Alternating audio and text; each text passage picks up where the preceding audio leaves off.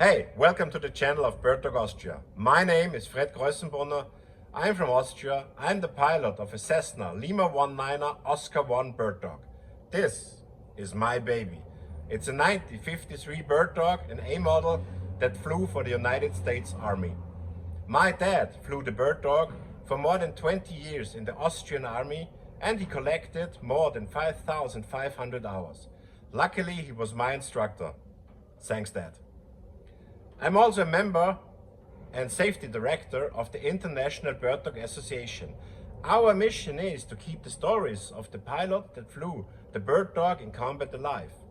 This series here now is called Cessna Oscar 1 Lima 19 Bird Dog Legends over Vietnam. We want to keep your stories alive for the next generation. Thank you for your service.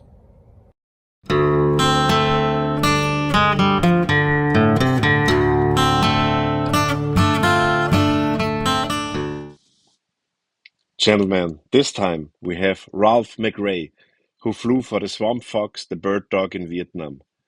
Ralph, thank you for sharing your private story here with us. Please go ahead and introduce yourself. Thank you, Fred. Well, my name is Ralph McRae. I never really intended to be a pilot. That wasn't my goal. I graduated from the university in ROTC and was commissioned in the infantry. And I intended to make the Army a career in the infantry. And my first assignment was 82nd Airborne Division at Fort Bragg, North Carolina. And I was there for a year. And while I was at Fort Bragg, we went on an operation at Fort Stewart, Georgia on Valentine's Day, 1967. It's called Operation Valentine. And that was the home of the Army's primary fixed wing flight school. So we were basically camped out in the woods in the forest. And I watched these T-41s fly around all day, day after day after day after day. It was in February. As I recall, it rained every single day. And I thought, those guys are dry. And I'm wet from my head to my toe. So when I got back, due to the shortage of aviators, the Army had been trying to recruit people to flight training, and they had had taken flight training in college, so I was I guess on the top of the list, and they had personnel from Army headquarters had called me several times and asked me about flight school, and I finally told them I would go only if I could get fixed wing.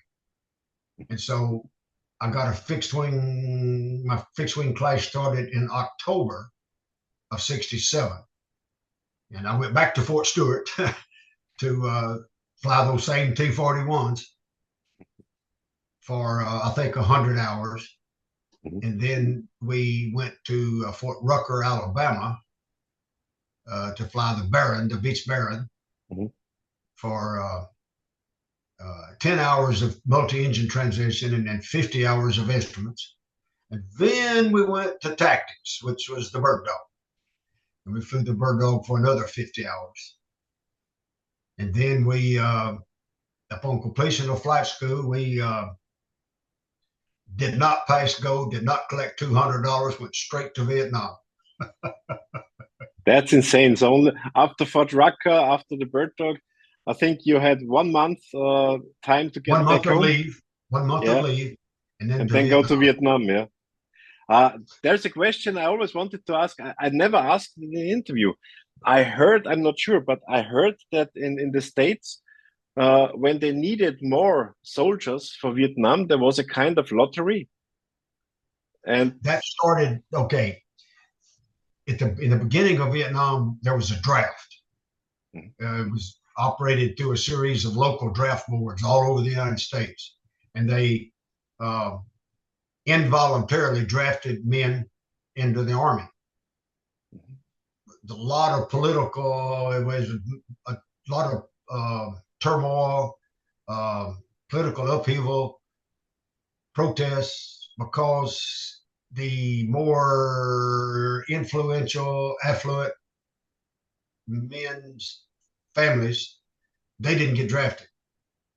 It was particularly the lower income,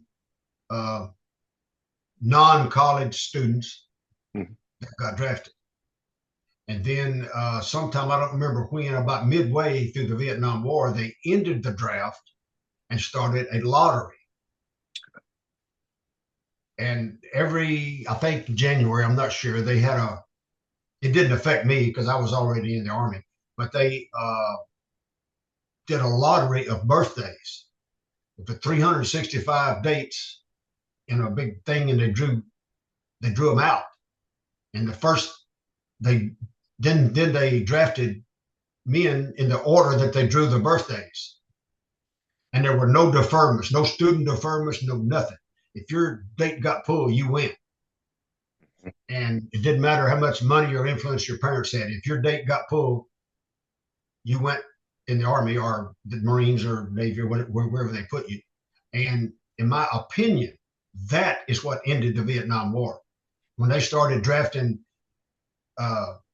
very influential people's children, that ended it. And that's my opinion. Now, very interesting. I only heard about the lottery, but that's interesting. So there was no chance that you can pay yourself off, that you don't have to go to Vietnam. No chance. Well, okay. It wasn't an outright payoff. It was just, okay, first off, if you were a full-time student, you were deferred. You didn't have to be drafted. And so there are people going to school for 6 and 7 years. They're just perpetual students. Okay. To stay out of the Army, a la Bill Clinton. And that was perfectly legal.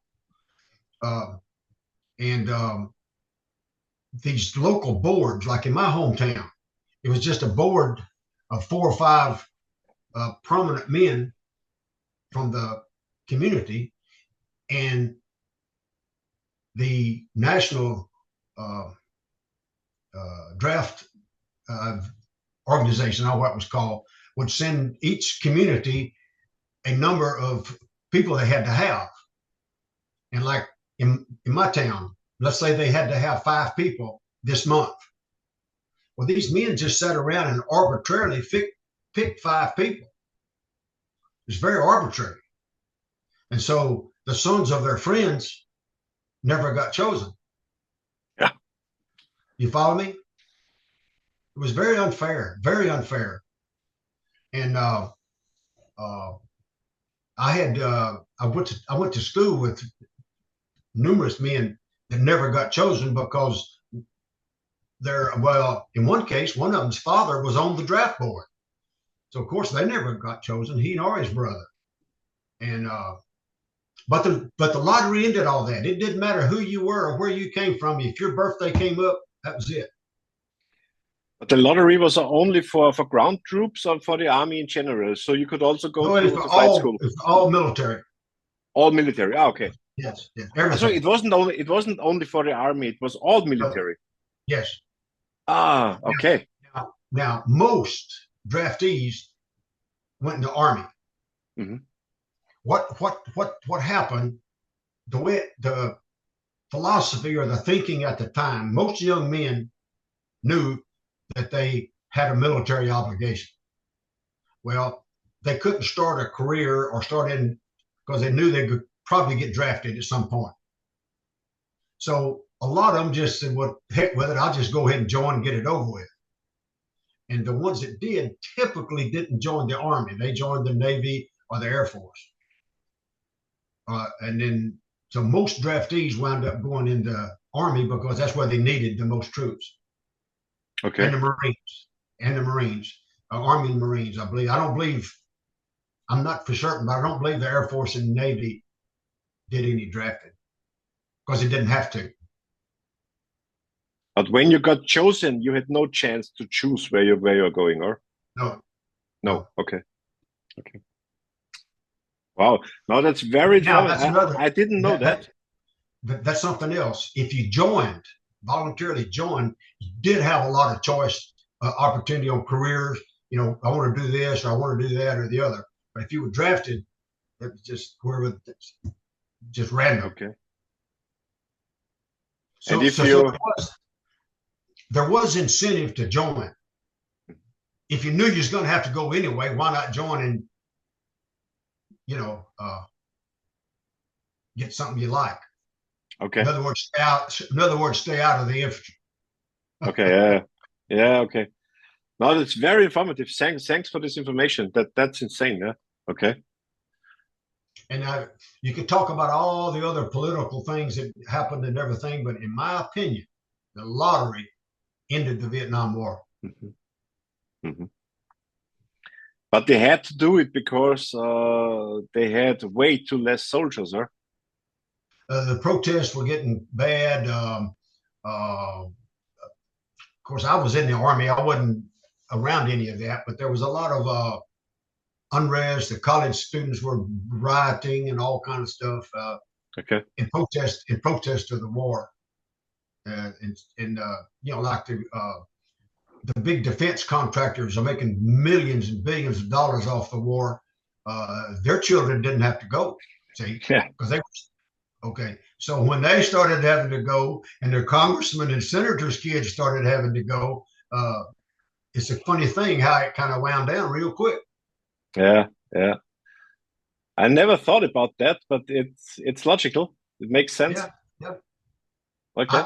At the time, I didn't really understand all that, but I've had 50 years to study it and look at it. Okay.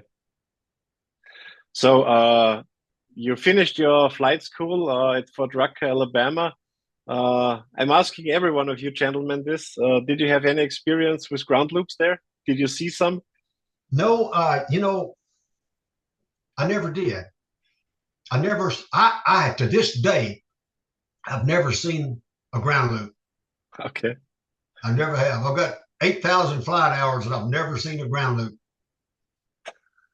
That's so funny. With every Army pilot I talk, the Army pilots, your training, your flight training must be very intense, because all Army pilots I've talked to had no problems with ground loops. But I know that the Air Force ground loop then one by another. Okay, I don't know how much time you want to spend on this, but this is a story that I believe is true. When Vietnam started, or as it got going, the Air Force realized they had a need for FACs, for forward air controllers, but they had no aircraft to do them in. In other words, they had no bird dogs.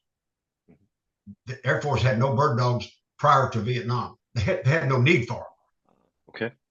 Okay. So the only place to get bird dogs was from the Army. So the Army at Fort Bragg, North Carolina, gave the Air Force, or transferred to the Air Force, 10 bird dogs. And the doctrine at that time, I'm not speaking absolutely to just be factual. This is what I think, the way I remember it.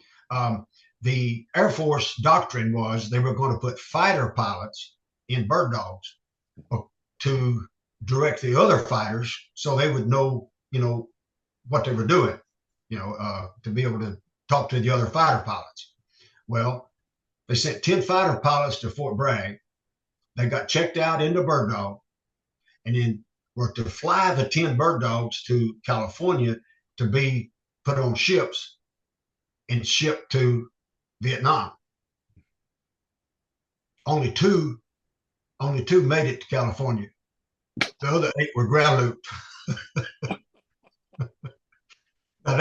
And then after that, the Air Force put what we call training wheels. You familiar with what we call training wheels? The Air Force did that. The Army never did that. That was an Air Force thing because Air Force pilots couldn't fly bird dogs. Yeah, yeah. I mean, I'm not knocking Air Force pilots. They weren't trained to do it. Yeah. And it's very interesting because I know, you know, I'm from the International Bird Dog Association. I'm the safety director. And I know from the history that so many bird dogs have been ground looped by the Air Force. That's insane. That's why they made all those videos for training, those training videos. Yeah. And I don't know if it helped, but anyway.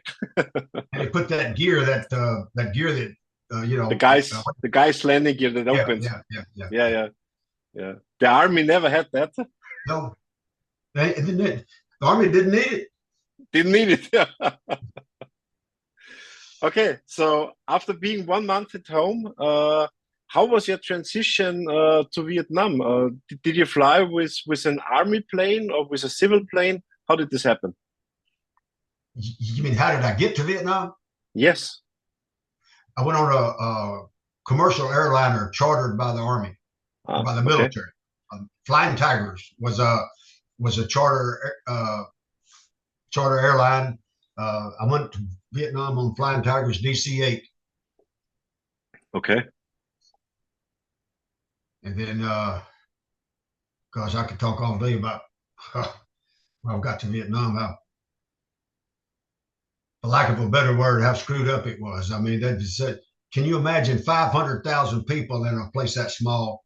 You know, it was just I was there at the height of the Americans. It was just total chaos everywhere you turned, and I was an officer, so I wasn't as. They just handed me. They just basically told me where I was going, and I had to find my own way there. And I didn't know anything about what to do. I would ask people, well, how do I get to so and so? Well, you go down here and you hitch a ride on a helicopter and you go there and you do this. I mean, it was just total chaos.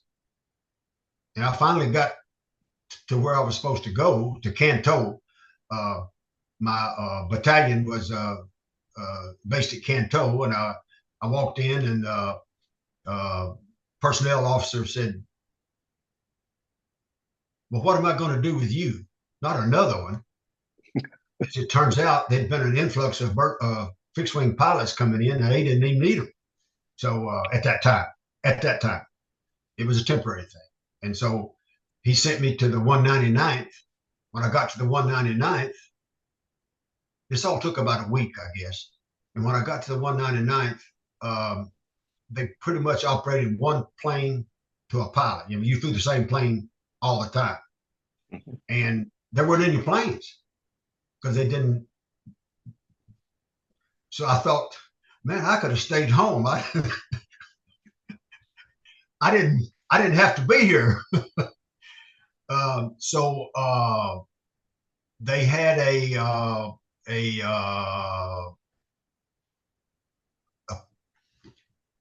all night long, every night, a bird dog had to be over the airfield all night long for mortars. Okay. And they took shifts. I think they flew, I don't know, a couple hours at a time. I don't know. But the company personnel, the headquarters people, like the CO, the executive officer, the operations officer, supply officer, maintenance officer, those people, that's only flying they did was that over the airfield at night. And then they did their regular job during the day. Well, so for the first couple of weeks, I volunteered and took their place. I just go out and fly, you know, just so I could fly. And I did that. And then finally, a spot came up and I got an airplane. And then they sent me out to that Special Forces camp. 012721. I'll never forget it. So you got a brand new bird dog, or did you get a bird dog that already flew there? Oh no, it wasn't new. It was mine was made in the 50s. Oh, really? Okay. Wow. Almost all of them were. Almost all of them were made in 1551. Okay. But you wrote in the letter you sent me that it was a G model, or? Yes, they sent if not all of them, most of them back to Cessna, and they were refurbished and turned out as G models. Ah, okay. But it was actually manufactured in 50 or 50. Mine was manufactured in 1951. Okay. Because the bird dogs from 50, 51, those were A models. So Yes, yes, Cessna made the transition to G model. Okay. yes, yes. Ah, Which okay. basically all it did, they put they put some more radios, some more modern radios, and they fixed the arming panel up, on the top left was where the arming panel was, where The the rockets. switches. Yeah. Mhm. Those here you see in my picture. Yes. Uh-huh. Yeah. And okay, that's interesting. Did you have a constant speed, or did you have a fixed pitch? I, to this day, have never seen a bird dog with a constant speed problem. Really? That's a fact. That's a That's fact. that's interesting. Okay. Mm-hmm. Now, there were a few in Vietnam. I never saw one. Okay. Yeah, the constant speed is good because you're way faster. I think you're 8 or 10 knots faster than the constant speed than with the fixed pitch. That was a But 470. That was a 0470-15 was the constant speed.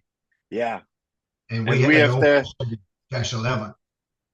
dash 11 exactly is the fixed pitch. Yes, yes. Okay. Ah, that's interesting. So you were assigned to the Swampfox. What were the primary missions for the Swampfox? In which area did you fly? The primary mission of the, as far as I know, the primary mission of all Army bird dog pilots was visual reconnaissance. Mhm. Primary mission. And I flew in Kin Phong province, which the province capital was Kowloon, and was the where Special Forces B Team B-43 was located. I was attached to B-43 as their reconnaissance pilot. The doctrine called for 2 bird dogs, but we never had but one. We were always short. Okay. We just had one, and typically a man would come in my room and wake me up early in the morning and hand me an overlay, an acetate overlay, which is a transparent overlay that I put over my map, and that would be the everything they were going to do for that day. In other words, use the symbols, for the air assault. They normally did an air assault with the Huey Company. All Vietnamese. All Vietnamese. I never worked with any Americans. All Vietnamese, and so they would. Was expected to be over the area they were going to assault at daybreak, and then look for whatever be their eyes, and these helicopter companies would come out. They had what they called a C&C ship, a command and control ship, which would be usually the helicopter company commander and the senior advisor for the Vietnamese battalion. They would be in the C&C, and they would be at about, I don't know, I don't remember, maybe 1,500, 2,000 feet over the area, and then I would be above them. And of course, the Hueys had a very limited amount of fuel, Mhm. So once the Huey left, once the CNC ship left, it rarely ever came back. In fact, I don't remember it ever coming back.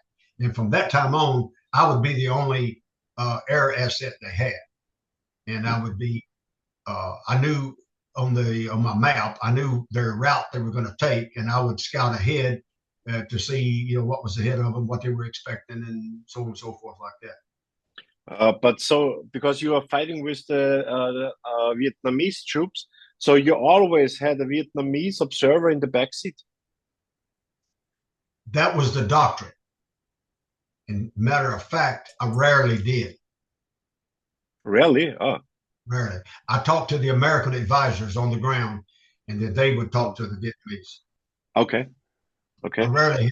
I have had Vietnamese officers who were supposed to be my observer come out, look at my overlay and where we were going to go, and they would say, "Buku bad, many VC, me no go," and they wouldn't go. Okay. And it was their war, right? Yeah. And they wouldn't go, but Ralph had to go. How about Okay. that? Yeah. And you think it wasn't screwed up? The whole thing was screwed up. Okay. That sounds absolutely weird to me. Yeah. Yeah, you if you didn't know better, you'd think I was lying. Yeah. Interesting. I'm not. I'm telling you the absolute truth. Yeah. Yeah. Now, yeah. I want to But say I this. know that there were also Vietnamese bird dog pilots. I saw Yes. some movies that they had their own observers. But I never had anything to do with that. That was after I was there. Okay, let me say this. When you talk to anyone about their Vietnam experiences, you put 3 people in a room and listen to them talk, and you wouldn't even believe they were in the same country because everyone's experience was different. Yeah. Yeah. So I can't speak to anyone else's experience in Vietnam except my own. It's also interesting for me because now I had the honor to speak with a lot of gentlemen, and when I started this interview series, I thought, let's say I will make one or two because I think it should be all the time the same. No, it's not. It's insane. Those differences. It's like fighting in another war. Yeah. Well, and you see the pictures of in the war movies. You see the pictures of Vietnam with the mountains and hills and everything. The highest elevation in the area that I flew was 12 feet above sea level. Okay. I mean, flat. So yeah, see, that's flat.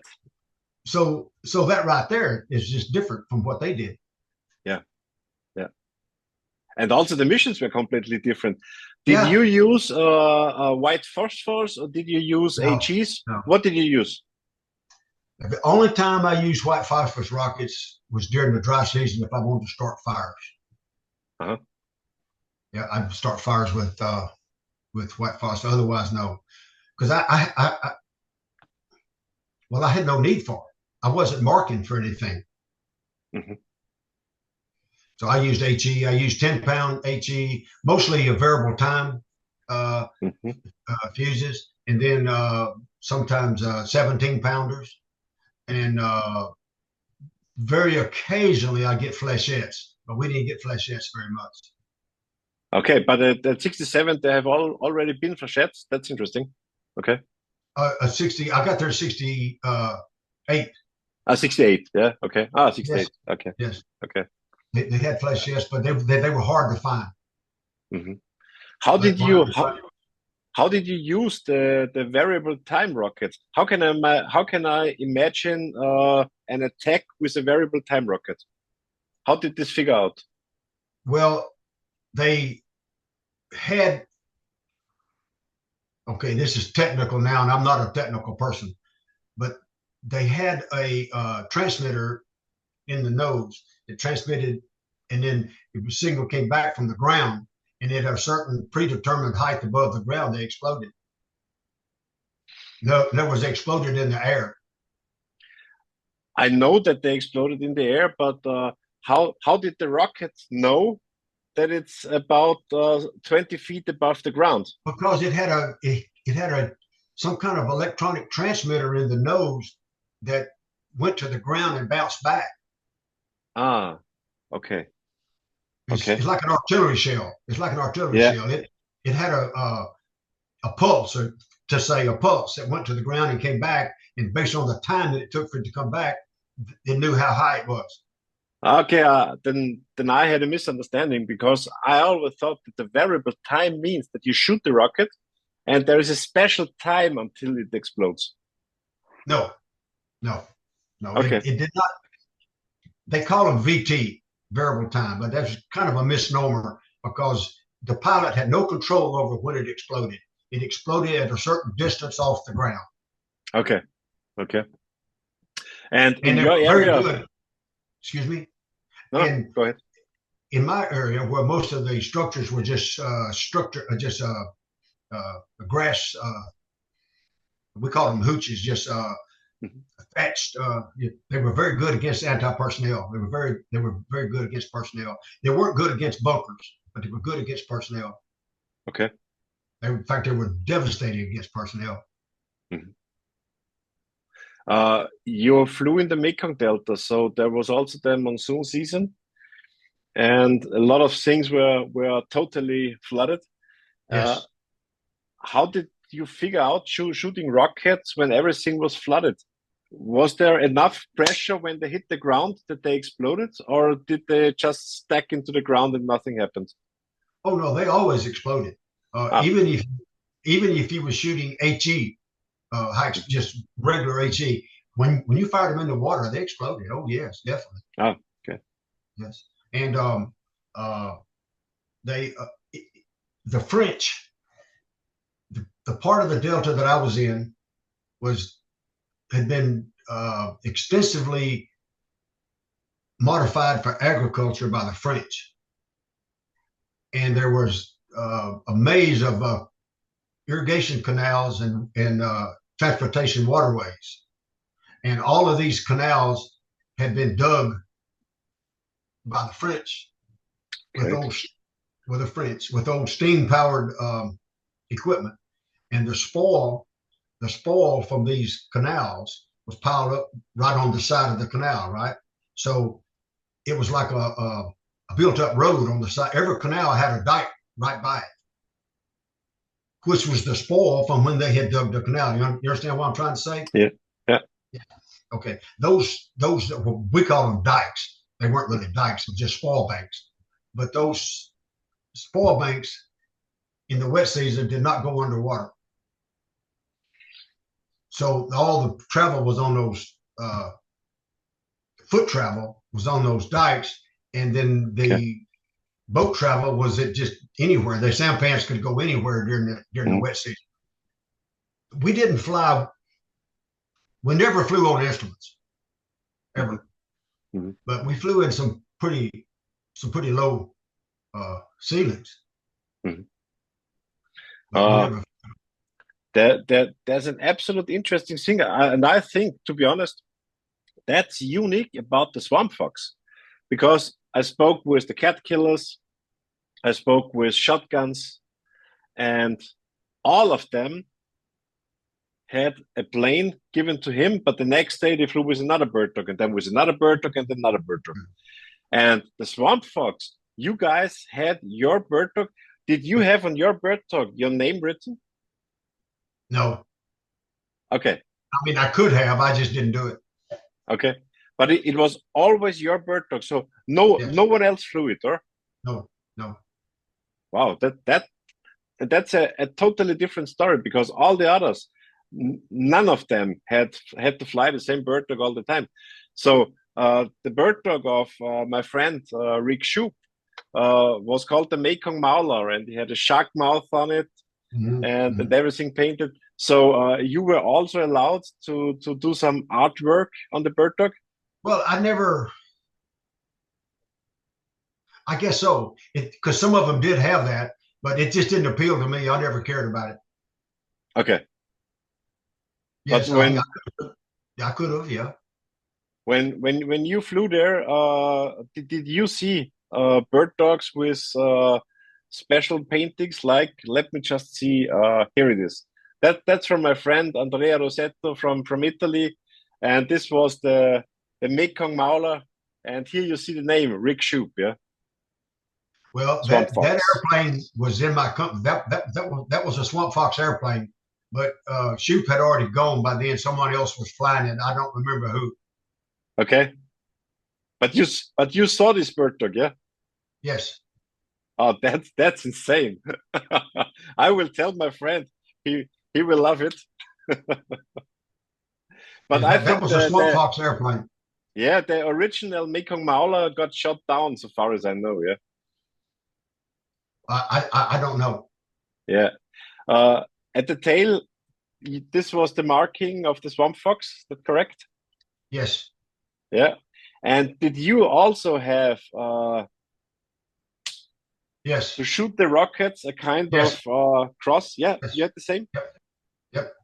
And did you use it? Because I had to talk with so much guys, and many of them had a stick on the cowling, and they all said no. They used a grease pencil at the canopy in the front, at the windshield, but they never used Yes. the stick.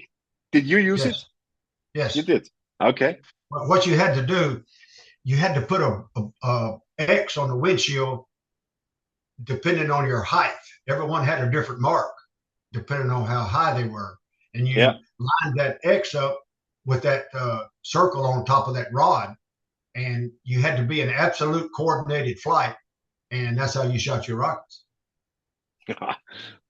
If you weren't in coordinated flight, you couldn't hit anything because the Okay. rocket was aligned with a relative wind, and you couldn't hit anything. How about Andrea has here 4 rocket tubes, and I think this is a flare canister. Did you fly? Yeah, did you fly with the same armament, or did you have only 2 rockets? No, I never flew with a flare. Okay. First off, I very rarely flew at night, so I didn't need flares. But Okay. when I got to Vietnam, when I got assigned to 721, 012721, it had an M60 machine gun on each wing, and but anyway, when I got there, 721 had a machine gun on each wing, and I think it had 2 rockets. It might have had 4 on each wing, but anyway, it had machine gun and rockets. Okay, they had a cable running into the cockpit with a D-ring up near the vent. You know where the vent is at the top of the windshield? Yeah. That a D-ring up there, and you pull that D-ring to cock that machine gun. And it was kind of a jury-rigged affair, if you know what I mean. It wasn't, yeah. It was nothing designed by an engineer. It was just somebody just did it. And I believe it only had 200 rounds. Had a box out there with 200 rounds in it. Well, start off 200 rounds on an M60 is nothing. You know, it's not even worth. I personally found the machine guns to be useless in the fact that they didn't have enough rounds and they jammed a lot. Mm-hmm. And so I kept complaining about that to my crew chief.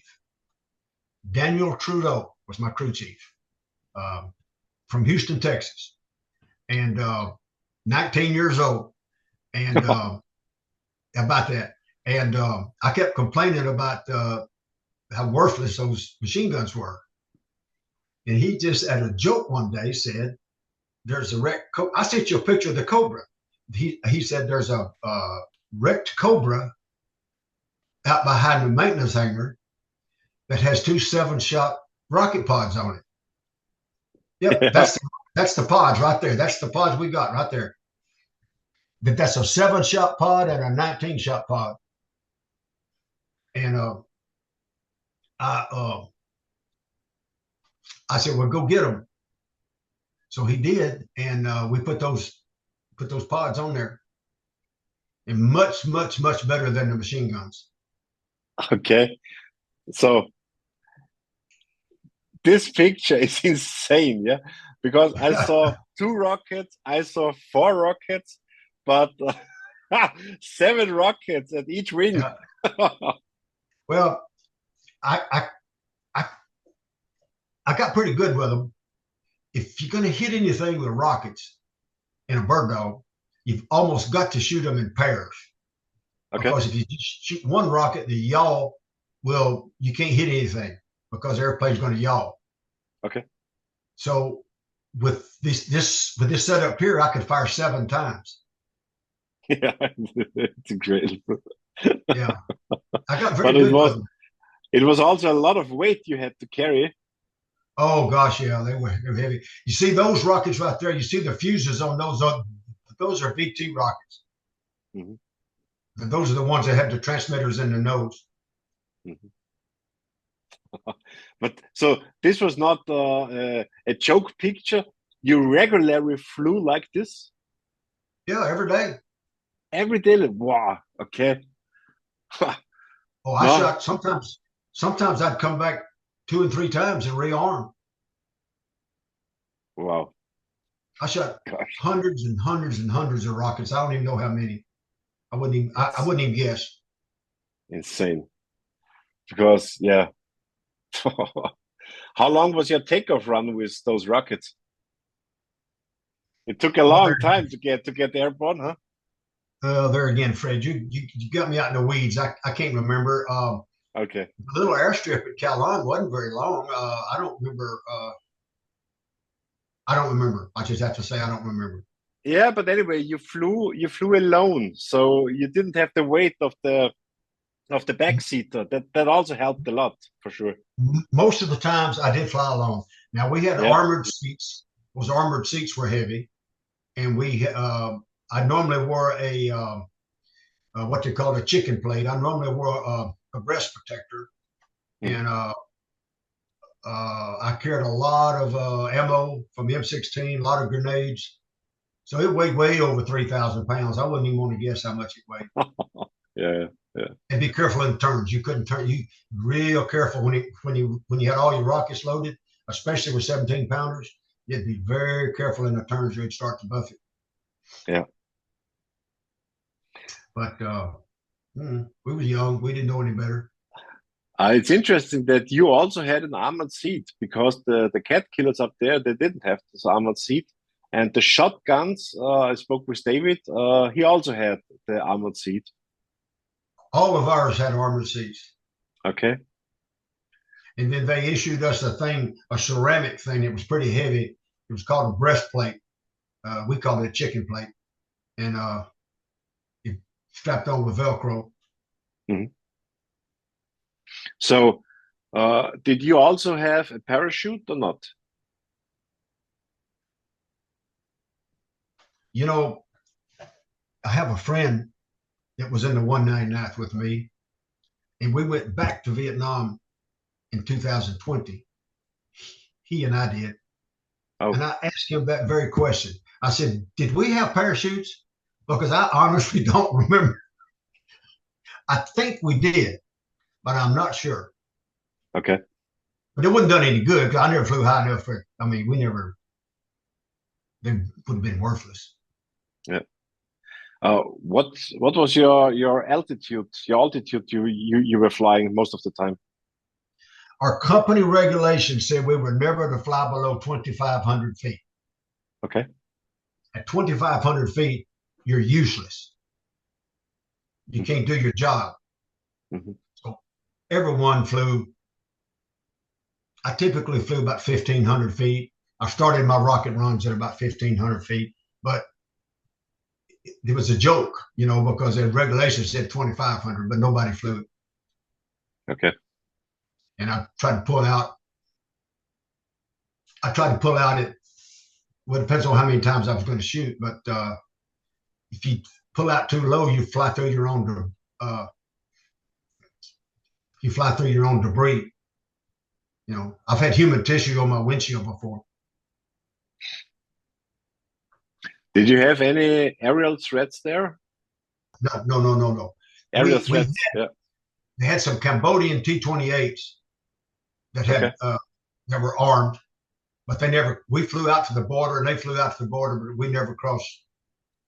We never crossed into Cambodia and they never crossed into Vietnam that I know of. Okay. I saw them, but I never, no. So the VC in your area, you were never confronted with the regular North Vietnamese army because they were in the north. So in your area, most of the time, you only had the Viet Cong, or? As far as I know, we only had Viet Cong, yes. Okay. And so the Viet Cong came over the Ho Chi Minh Trail, I guess? No, the Viet Cong were indigenous. They were from there. No, they were local. The Viet Cong were local. I didn't know that. Okay. See, that was the difference. The NVA, the North Vietnamese, were from North Vietnam. The Viet Cong were mostly local. It was brother against brother. I'm telling you, it was awful. Oh, Yeah. okay. One observer that I did fly with the most, but he wasn't a lot.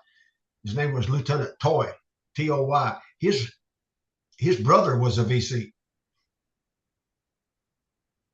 Oh, okay. So in the same family. Oh, that's weird. Yeah. So And, the Ho Chi Minh Trail. So okay, then I misunderstood this. So the Ho Chi Minh Trail wasn't there to bring people down. The Ho Chi Minh Trail was there to bring armament, machine guns, and everything else. It brought people down into parts of Vietnam. All the NVA, the North Vietnamese soldiers, as far as I know, all came down the Ho Chi Minh Trail. Okay. But the Viet Cong didn't because they were local. But all the supplies had to come, all the weapons and everything had to come down the trail. Yeah. And that's the reason I told you in my little bio thing that we basically were at the bottom of the Ho Chi Minh Trail. And logistically, it was very difficult for them to transport crew served weapons that far south. So probably 90% of our ground fire was from small arms, AKs mostly. Okay. We did not. I only saw 12.7. I only took fire from 12.7 maybe twice in the whole time I was there. Okay. But in other parts of Vietnam, that was everyday thing. Did you have the chance? Just give me an example. You saw a ground target, so you attacked it, and okay. And did you also have the chance to call A1s, A4s, or UEs? Okay, that's what I was getting into that earlier. Okay. Every morning, I had this overlay of this operation. My job, my primary job, was to cover that operation.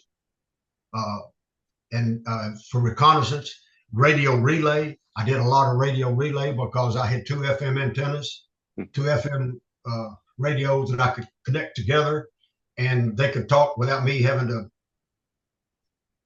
I didn't even have to listen if I didn't want to. They could transmit. They could use my aircraft as a relay. I didn't know that. That's interesting. Yes, and because these like I told you how flat it was, and these FM radios were, as you know, mostly line of sight, so they were frequently out of radio contact with someone else. So they used me as a radio relay. Yeah. Anyway, okay, those operations usually ended around noon or a little before. Okay, so I would go back at noon, refuel, get a bite to eat, which usually was a banana and a Coke, and then in the afternoon, I considered that my time. I went out in the afternoon and just looked for targets of opportunity. Okay. Once my primary job was done. So you flew 3 times a day?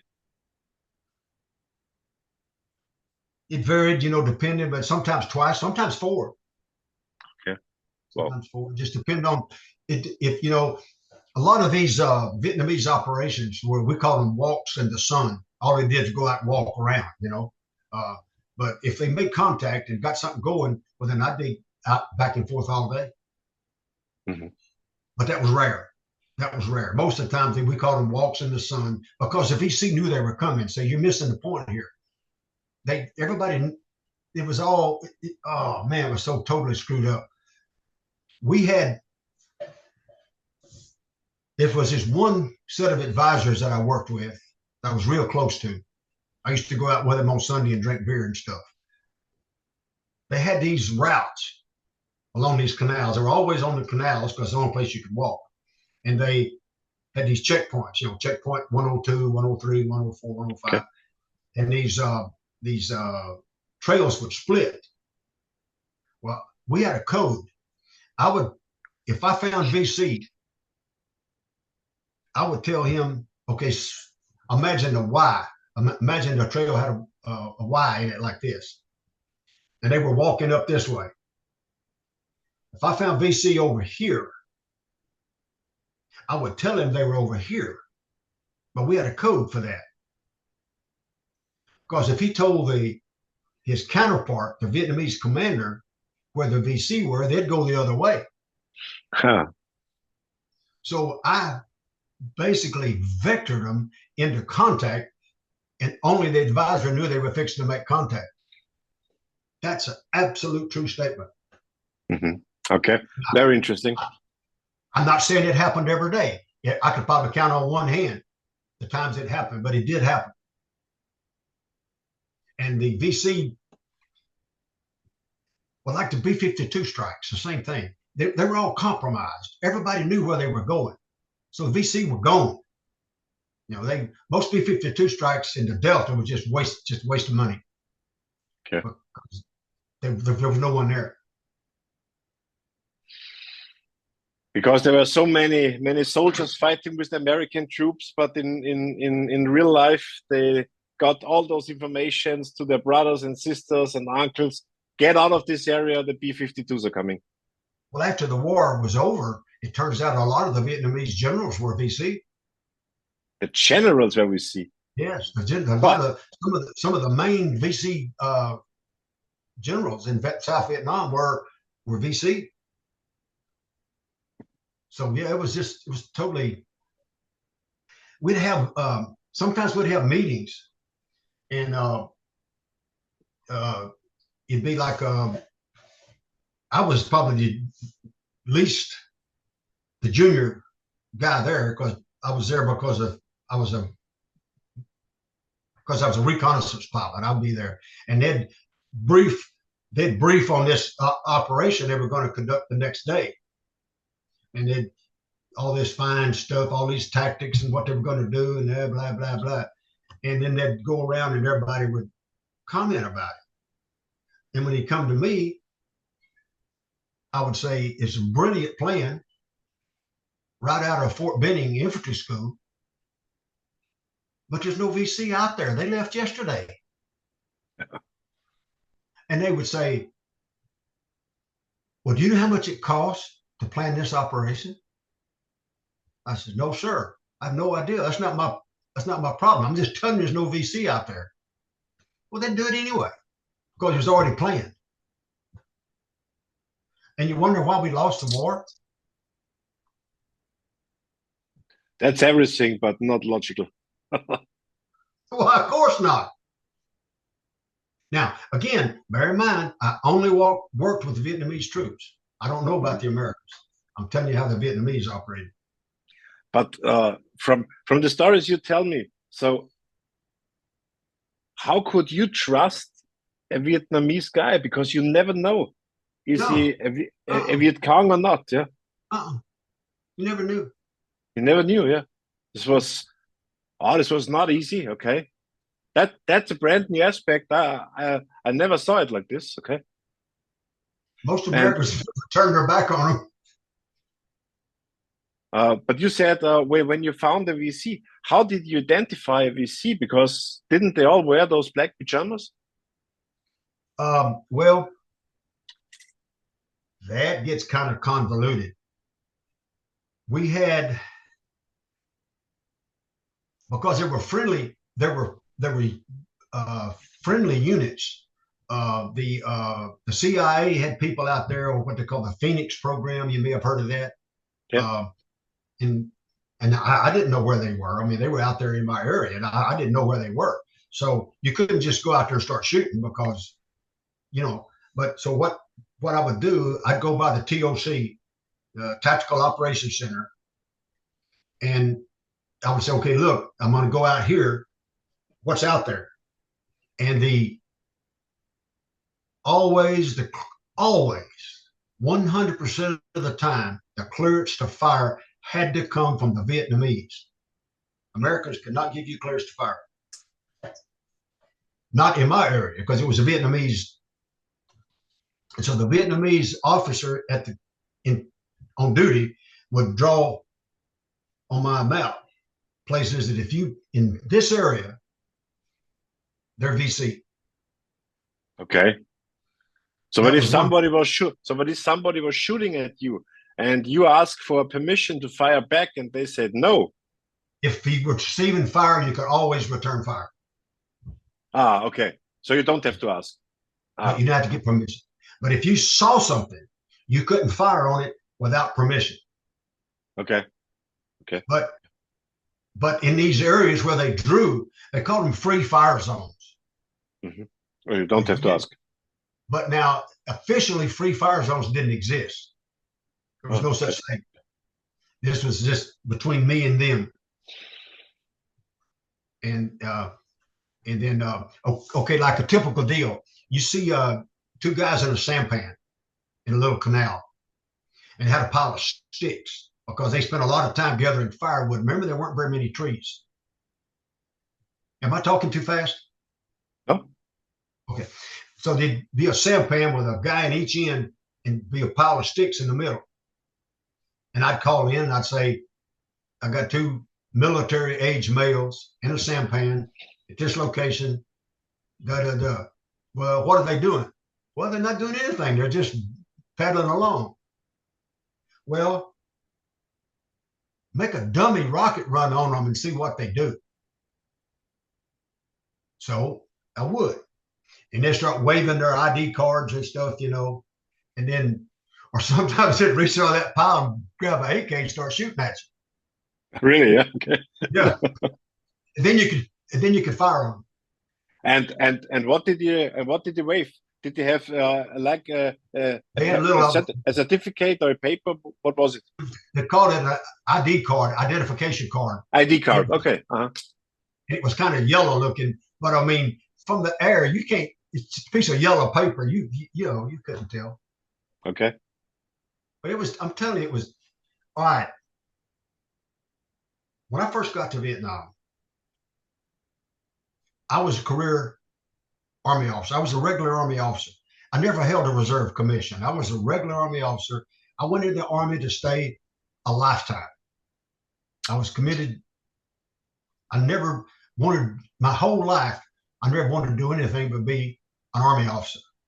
Okay. Other kids want to be a fireman, policeman, whatever. I wanted to be a soldier. Okay. When I got to Vietnam and saw how screwed up the whole situation was, and we had no possible chance to win, I had a mild breakdown over it because my whole world just collapsed on me. Collapsed, yeah, yeah. And I had a mild breakdown, and I recovered from it. And from that day on, I said, well, hell, I'm just gonna have fun. Okay. I was under no illusions that anything I did or didn't do would have any effect on that war. None whatsoever. Wow, you've been a wise man with the age of 19 years. Wow. So I had somebody furnish me an airplane, all the rockets I wanted, and all the fuel I wanted, and I just had fun. Okay. I had no illusions. Okay. Did many people over there think the same way? Some did. We, again, I didn't associate with very many Americans.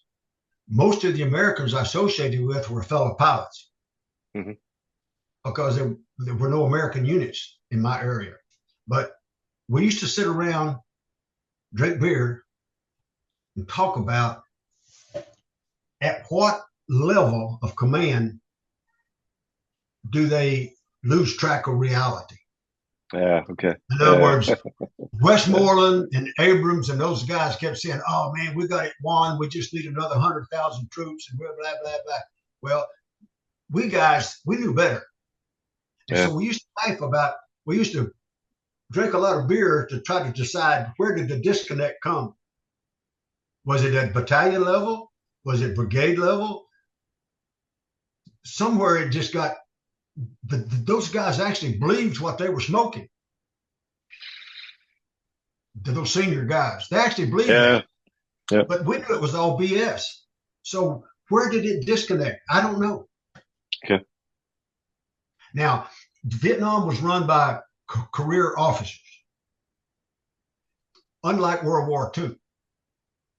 The U.S. military in World War II, most of the officers were just in for the war. Yeah. They wanted the average battalion commander or the average company commander in World War II wanted to get the war over and go home. Go home, yeah. In Vietnam, the average company and battalion commander, brigade commander wanted his efficiency report to look good because he was a career officer. Okay. I didn't know that. Therein was a big problem. So you tend to tell them what they want to hear. Your mission is to pacify this area. After a given amount of time, okay, it's pacified. But it wasn't. So, but maybe everything stopped at this level. I don't know where it stopped. Okay. I had a situation where I had a MACV. MACV was Military Assistance Command Vietnam, was actually in charge of all the advisors in Vietnam worked for MACV, and had this MACV major was showing me these pacified areas. I said, those areas are not pacified. Oh, yes, they are. I said, let's get in the Jeep and drive out there. Oh, I'm not going out there. Well, hell, he knew it wasn't. But he was calling it pacified. But he wouldn't get in the Jeep and drive out there. Yeah. So it became a game for me, actually. After I had that little breakdown. I saw a documentation, a French documentation. I mentioned it on some other videos, and there was a sentence of an army officer. No, it was a Marine, and he said, in every village we went to clear them from the VC, from the VC, we had more and more people against us. And that represents a kind of, because how can you identify VC? How can you be sure that this guy is a VC? And so if you can't be sure, it's normal. It's in the human nature that we make accidents and that we make failures. And so we kill for sure innocent people. And if you kill, just for example, I thought myself, if somebody comes inside and kills my father, I'm automatically against him. It's in our human nature. And I thought, what the hell? This is, you can't win a war like this when you don't know clearly who is the enemy and who is your friend. Fred, the tragic thing about it is we've repeated that twice more. We've repeated that in Iraq and we've done it in Afghanistan. Yeah. The same exact thing. You cannot push a rope. Yeah. Yeah. Because I think this is also the big difference between, I don't know exactly now about the history about Korea, but in Second World War, you know it. Those Yeah. are the troops. This is the enemy. This is Yeah. the civilians. This is the enemy. Everything was clear. But in Vietnam, it was a mess. Yeah, because you had no idea who is opposite of you. A 10-year-old kid can throw a grenade and Yeah. kill you just as deadly as you never knew. Well, that's I roomed with a guy. I roomed with a Navy out at Calon, not that Special Forces camp. I roomed with a Navy lieutenant, which is the same as a captain. In the Navy, okay. a Navy lieutenant's an Army captain, same thing. Okay. He was a NILO, Naval Intelligence Liaison Officer. Okay. It's his job. The intelligence gathering agencies at the low level, at my level, guarded their intelligence more from each other than they did from the enemy because they wanted to get credit for it. Oh, man. Follow me? Okay. Yeah. So one day he says, I've got to go out in the field and pay some agents. You want to go with me? We had 1 day a week we weren't supposed to fly. We were supposed to stand down 1 day a week. And so on my day off, he said, you want to go with me? So just he and I got in a Jeep and drove out into Indian country and drove into this little village, and these people started gathering around. And these guys would say, I'm Agent so-and-so, and name a number. I'm Agent 24B. And he'd start handing out American $100 bills to him. And then another one would come up. He'd get him money in front of the whole village. So obviously they were milking the government. Yeah. You know, and I could go on and on. I don't know what kind of stuff you want to hear about. I could go on and on. But thank you very much for telling me this, because this gives me a complete new view of the Vietnam War. And I spoke with the other guys with the cat killers and the shotguns, and I asked them, because everything was not holding a territory. Everything was about body counts. Yeah. And was it the same in your area? Was it all over Vietnam the same? No, what those guys, I'm assuming that most of those guys worked with Americans. Yes, sir. Yes. And when the American units, it was occupying territory and body counts and stuff like that. Remember, I worked with the Vietnamese. Yeah, Totally different thing. That's why I asked you that, because for me it was unbelievable when I heard like Hamburger Hill, hundreds of people got killed there, and then they held it for 2 or 3 days, and then they left, and the VC came back. How stupid is that? Yeah. Well, we never had large engagements. The biggest, because I'm trying to remember something happened over 50 years ago, but most of our engagements were with 10 or 12 VC in one place was typical. Okay. I mean, we didn't have these large engagements. A Vietnamese infantry company would get contact with, say, 10 VC, and they would stay out there all day long. Okay. For 10 VC. You think an American commander would do that? But that's where the Vietnamese were. And then at the end of the day, they'd kill 2 or 3 of them. At the end of the day, they'd just evaporate back into the, and then it was terrible. For me, it's extremely hard to believe that, because I always thought those guys are from North Vietnam, telling me that those are the locals. Oh my God, this is like fighting against your brother. how did these guys handle this? I can't imagine this, to be honest. Yeah. I am not personally aware of any North Vietnamese soldiers in our area. There could have been some advisors or something. I don't know, but I'm not aware of it. Okay. Small units. It was mostly small units. Sometimes one guy. Sometimes they'd leave one guy, and he'd start shooting, and they'd all stop. Mm-hmm.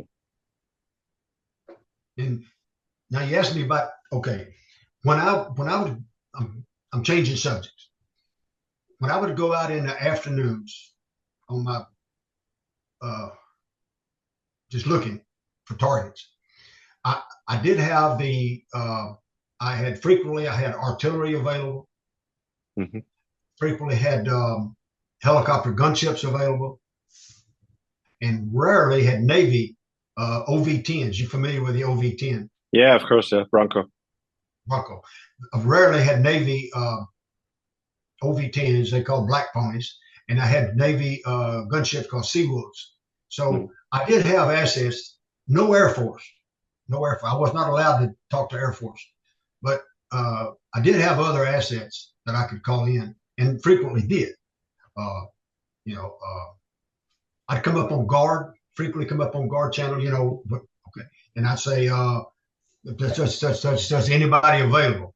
And some guy'd come on and say, yeah, I'm a pair of Cobras, such to be there in 5 minutes. Mm-hmm. We'd have that kind of stuff. And then sometimes I knew where the artillery units were located, and I'd call an artillery adjuster. I did a lot of adjusting artillery.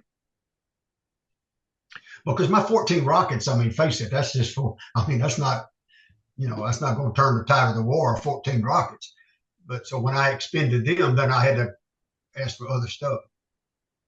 Yeah, and it's also kind of psychological effect to the ground troops when this little bird dog fires 14 rockets, or Oh my God. I had my M16. Yeah, I fired my M16 a lot out the window. Yeah. Okay. Yeah. A lot. You always flew in the same area, so and you saw a lot of hooches. Most of the time, you don't see the VC. How could you know that in a hooch, for example, is a VC, or were there any signs? You couldn't tell. I would just well, for instance, I remember one time I turned in a report. I found fresh graves. Okay, after an engagement, they always took their dead away. Okay. So you never knew if you killed any or not.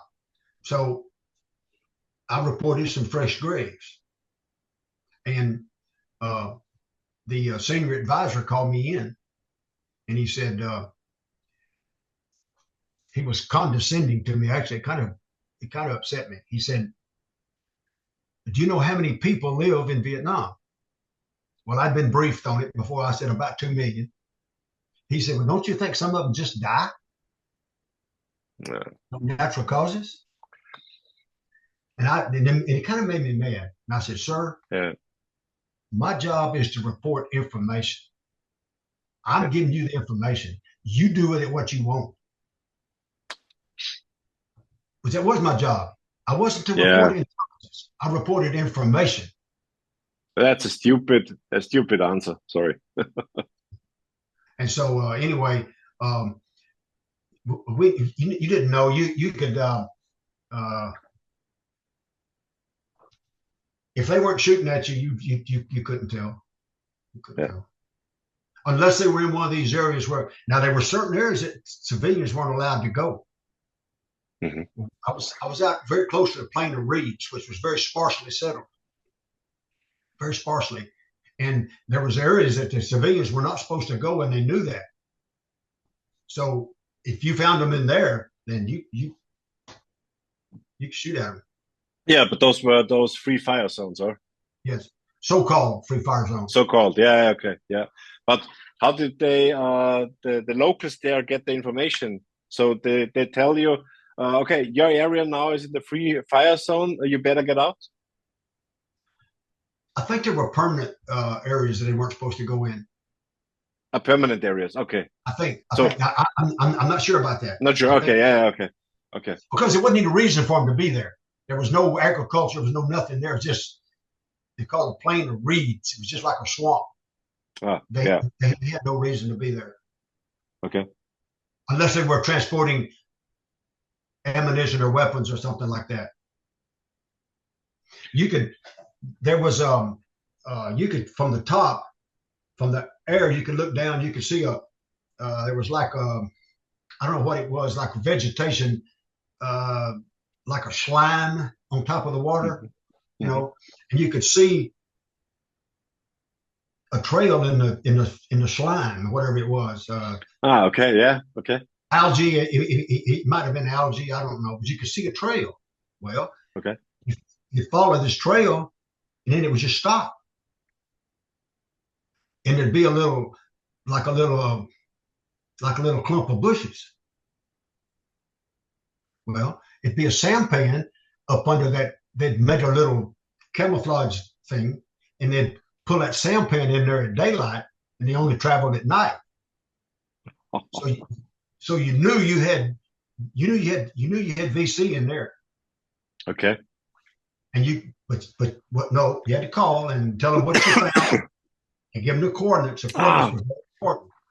And again, you had to call and ask for clearance to fire. Oh, okay. And then you shoot in there, and then all hell break loose. And they start shooting back. But that's we found a lot of them like that. You can see them trails in the marsh or in the grass. You know. When you flew there in 1,500 feet, you never flew straight and level. Did you also change the altitude and left, right, or? No, it's just flew. At 1,500 feet, they couldn't hardly hit you. Okay. It was hard. Okay. Yeah. First off, now they were trained. The VC were trained not to take pot shots at bird dogs. Yeah, of course. They were trained not to shoot at bird dogs. Okay. Because the whole point was we trying to find them. Yeah. And when they shot at us, then we knew where they were. So they wouldn't shoot at you. You had to make them shoot at you. Sometimes. Sometimes you didn't. But okay. We could not fly. During my time in Vietnam, we could not fly in Cambodia at all. And the border between my area and Cambodia was just a little stream. You could step across it. Okay. Just a small little stream. Well, I'd fly out there sometimes, and the VC would be sitting on the other side, eating their lunch and looking up at me.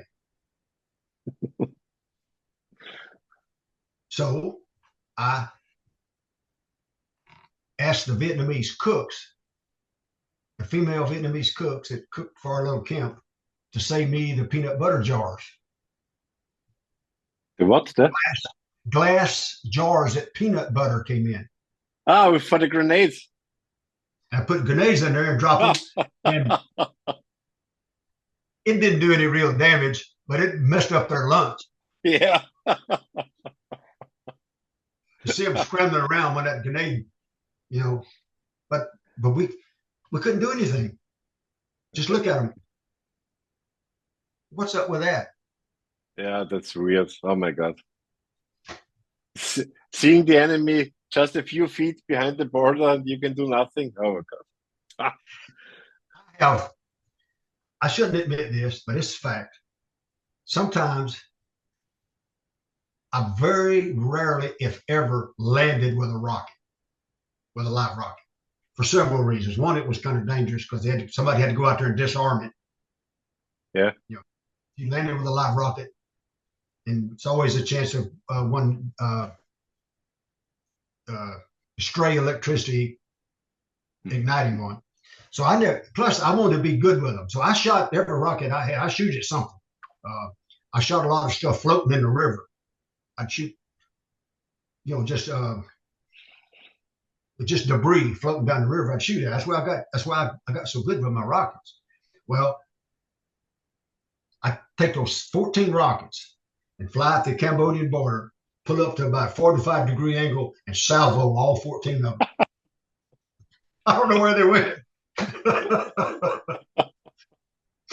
Oh my God. They only burned a second and a half, but they went way Not out. longer. Just No, 1.5 seconds, really. 1.5 seconds. Okay. Did you ever have any fail functions, malfunctions with the rockets that no. those fins didn't open or something? Well, I wouldn't know. I mean, if I had, I wouldn't have known it. So once it left the tube, you couldn't tell. Okay, yeah. Okay. No, I don't think so. Okay. Because those fins were just held in by a little wire, and as soon as it came out, they popped out. Yeah, yeah. When you came to Vietnam after Fort Rucker, did you shoot rockets in Fort Rucker?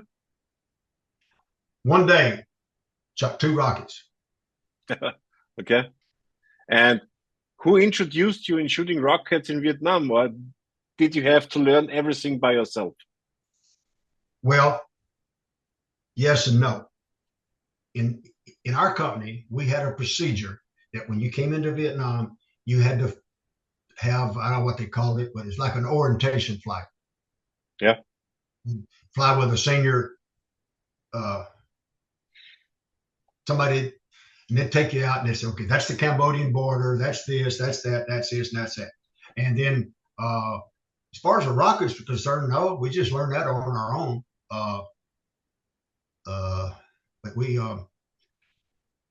But they gave us an orientation flight and then turned us loose. I'll never forget the very first mission that I flew alone,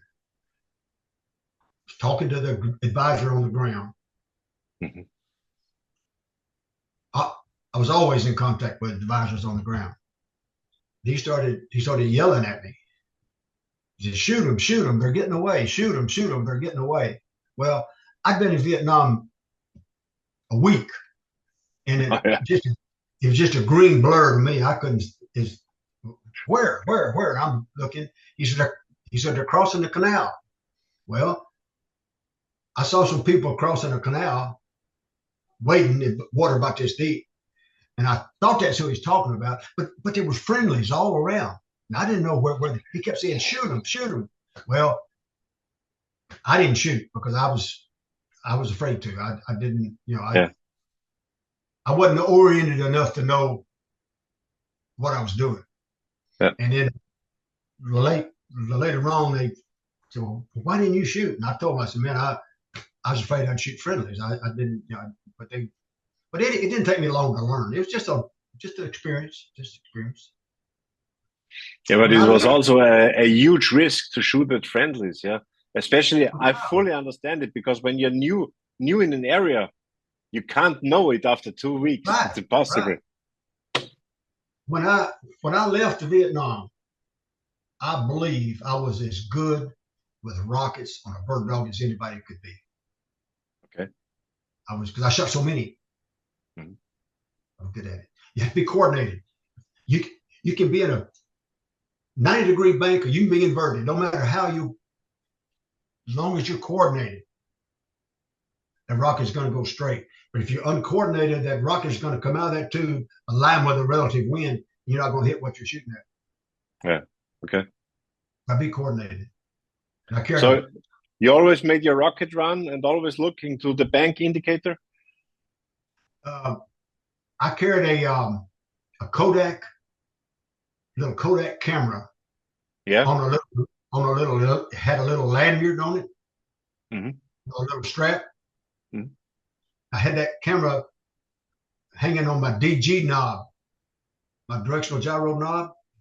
That was my slip indicator. If that camera was straight down, I could fire. Ah, that's smart. Okay. It's too hard to see that little ball. Yeah. In the heat of battle, it was too hard to see that little ball. You look at a corner of the eye, you can see that camera. Oh, okay. First time I heard that. I got another story from a guy that had on the front stick on the cowling a little rope, yeah, showing him if he's slipping or not. Yeah, that's what helicopters do. Yeah.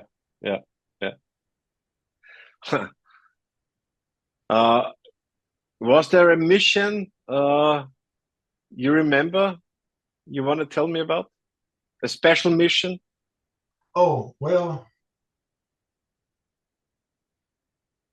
It can be super exciting. It must be a bad story. You can also tell me a story where you had big emotions, positive or negative, whatever you want. okay. A couple of things come to mind. One, I told you I got pulled back into Vietnam to be the platoon leader after Simon left. Yeah. Okay. And that little province down there called Sadek, you saw it on your map, down in the Sadek sector. I was covering a Vietnamese operation. They were in APCs, armored personnel carriers. Armored personnel carriers, APCs. Okay. Yeah, they were in APCs. They were.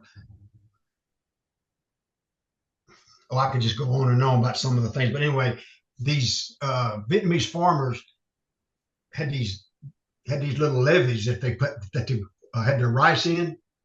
Mm-hmm. Now they made these levees by hand with shovels. Yeah. And they had these little rice paddies, right? Right. Yeah. These soldiers come through in these APCs and they run over those levees, mash them down. So all their water is going out. So right behind the APCs, right behind them, they're out there with their shovels trying to repair their levees. Of course. How do you think that won their hearts and minds? The byword was win their hearts and minds. You think that won their hearts and minds? Running over their levees? Well, anyway, this particular mission, they got some contact, I don't know, and they captured these two wounded VC. I've got pictures of this. If I find them, I'll send them to you. They took those two VC, put them on two APCs, and strapped them on the front of the APC spread eagle on the front of the APC. The two wounded VC. That was their, I guess you call it human shield. Okay. That's the only time I ever saw that, but that impressed me. I said, my God. Okay. And that was Vietnamese to other Vietnamese. They were all Vietnamese. Yeah, yeah. Okay. Another incident. Those guys that they captured, how old were they? The Viet Cong was also from 18 or 16 to something? Young. Mostly young. Mostly young, yeah, okay. They I saw right before dark. My best results were right before dark because the VC only moved at night. So they would cheat and move a little bit. When it still got a little light, you'd see them moving. Okay. Follow me? Okay. Yeah, so okay. Right before dark, you got some real good sightings. Mm-hmm. Okay. I saw some VC run into a hooch. Mm-hmm. All right. The hooches, the more permanent type hooches, all had a bunker inside, built up off the ground. It looked like a beehive, just a round thing that they would get in. I mean, civilians had them too. They had to have because there was so much shooting going on. Well, okay. I knew these VC went in there and got in that bunker. Well, my rockets wouldn't touch them. So I called some Cobras in with that same rockets I did. They had a lot more of them. They had some of them had 76 rockets on each Cobra. And anyway, they fired in there. And you only had the 2.75 inch, and I think the Cobra had the 5 inch also. No. They were 2.75. Are the same? Okay. Okay. But they had many more of them.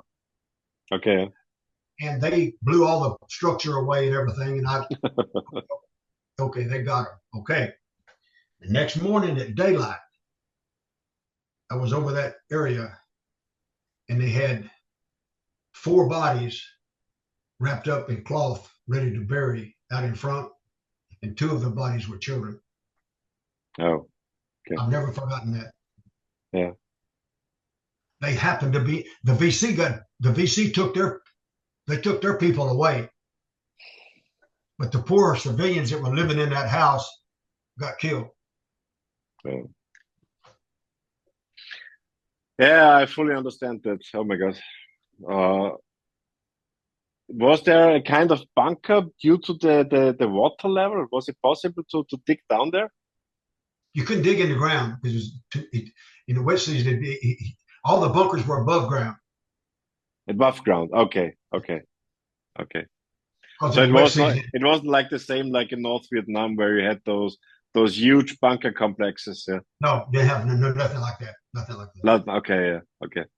Because in the wet season, they'd be full of water. Yeah.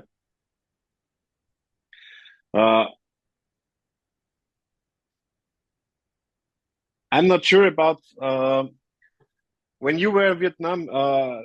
You said the lottery was in the United States, and there were also beginning protesters. But when you were actually flying in Vietnam, did you hear anything about what's going on in the States? A little bit, yeah, not Yeah. a whole lot. Some, yes. I knew there was turmoil. Okay. Yeah. Did you also knew those guys, because you said you always had on the ground a guy who is translating into the Vietnamese? Did you meet those guys in person or not? A very few, mostly no, but there Okay. was a very few that I did. This one particular place, they had a little strip by their headquarters, and I sometimes land there and talk to them and Okay. drink beer and stuff. Yeah. Okay. But mostly no. Mostly I just talked to them. There's also a question because every bird dog pilot I spoke so far was super close connected with their crew chiefs. They were sometimes I had the feeling those crew chiefs, they were more than just friends, you know. And why was that? Because they were also with age 19, they couldn't be very experienced craftsmen with age 19. Well, you're right, but that's all we had. And I took a lot of hits. A bird dog's hard to shoot down. I mean, you know that, right?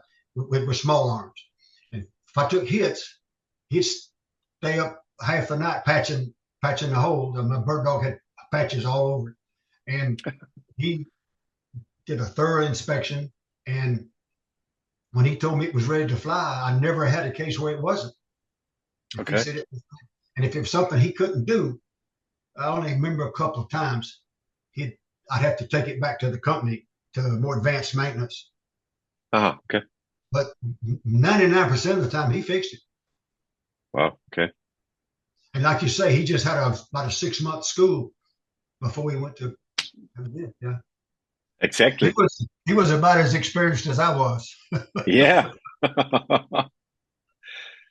And did you ever have problems with the fuel? Because Francis, I think it was Gene, or I'm not sure, but some bird dog pilots told me that due to the change to avgas, because McNamara changed all those fuels that were existing into one, and that's why they put the lead inside. Yeah. And some guys had problems with fouling sparks and rough running engines. No, I did not. But what I did find absolutely amazing is this place where I was based called Calon. It's a little small place at a B team, a special forces B team. The airstrip, almost all the airstrips in Vietnam were refueling centers for helicopters. Okay. Almost all of them. And they had these bladders. They called them bladders. A big old, like a big bladder. It held hundreds of gallons of jet fuel, and it had them all piped together. And they had a little gasoline engine that they pump fuel with. It's all over Vietnam. Anytime any aircraft in Vietnam needed fuel, they just went to the closest place and got it. Okay, so I thought you got the fuel out of barrels, so you didn't? No, I didn't know. Okay. But the difference was we had, okay, I'm getting off the subject. Because most of the fuel was jet fuel, of course. Yeah. But we had to have gasoline, so we had our own fuel. But what I'm telling you is at night, we all left that airfield unattended and went into the compound and spent the night and came back out the next morning. Okay. And I just knew that fuel was going to be contaminated or blown up or something. And it never got touched. It never got touched. Rockets have a whole pile of rockets. They had 55-gallon drums, the top with the top out, they're full of rockets. All up and down the strip.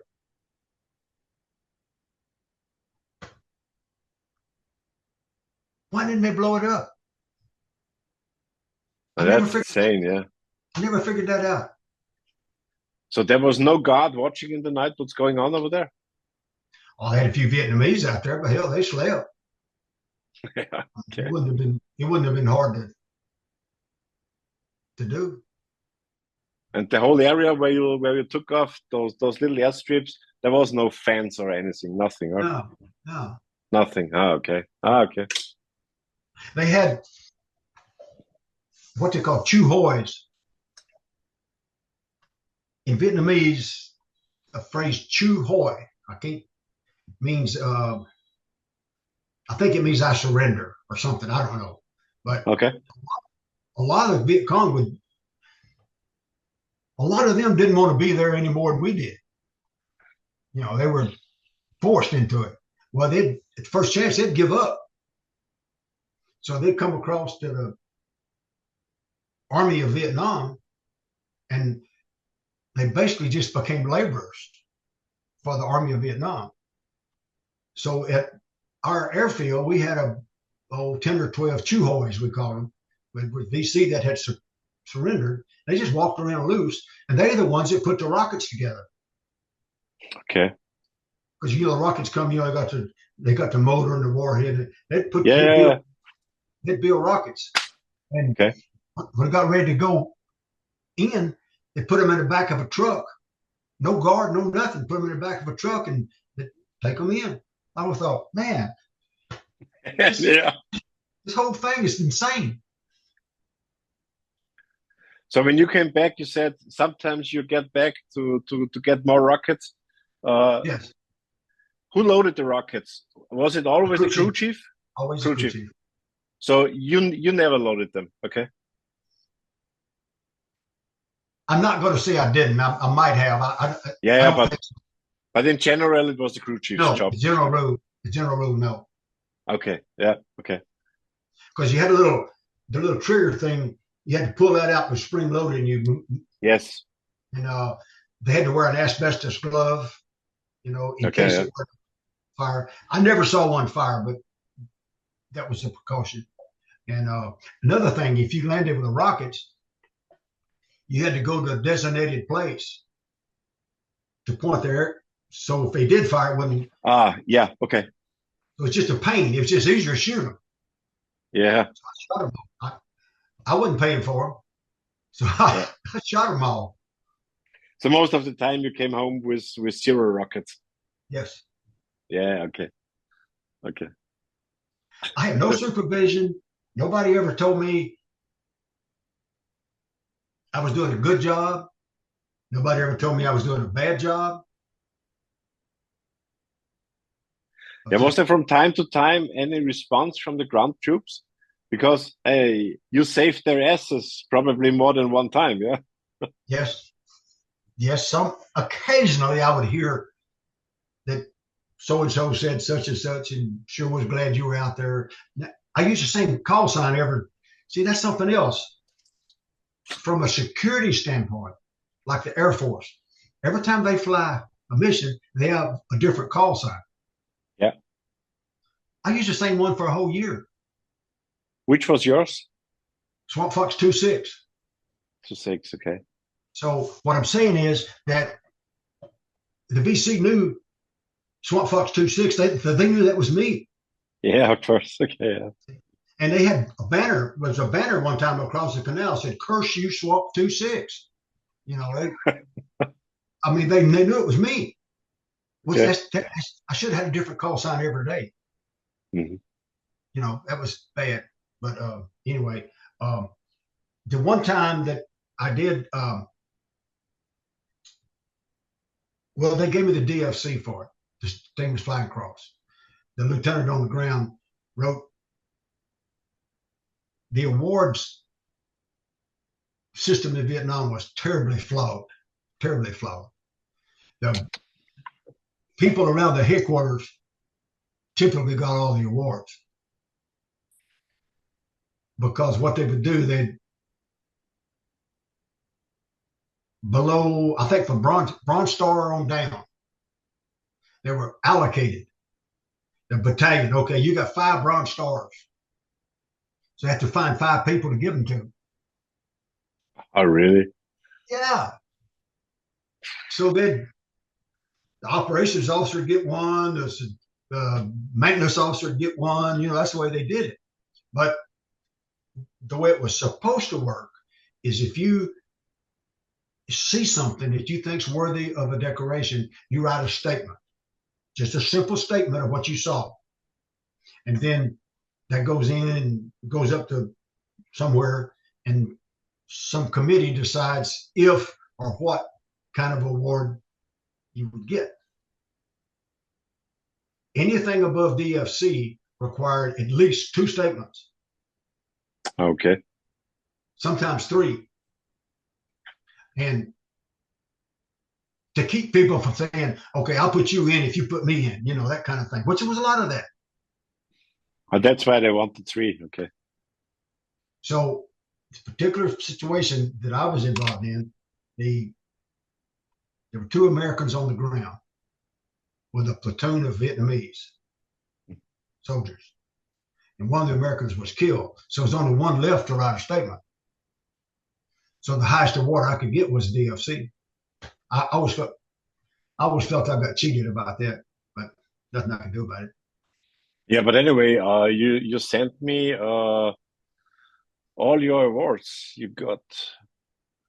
Can you just tell me a little bit about those? Some of them I can, some of them I may not. Okay. Some of them are not really awards. They're just different insignias. Take the top left. This one here, this is the... That is the Vietnamese campaign ribbon. Everybody in Vietnam got that.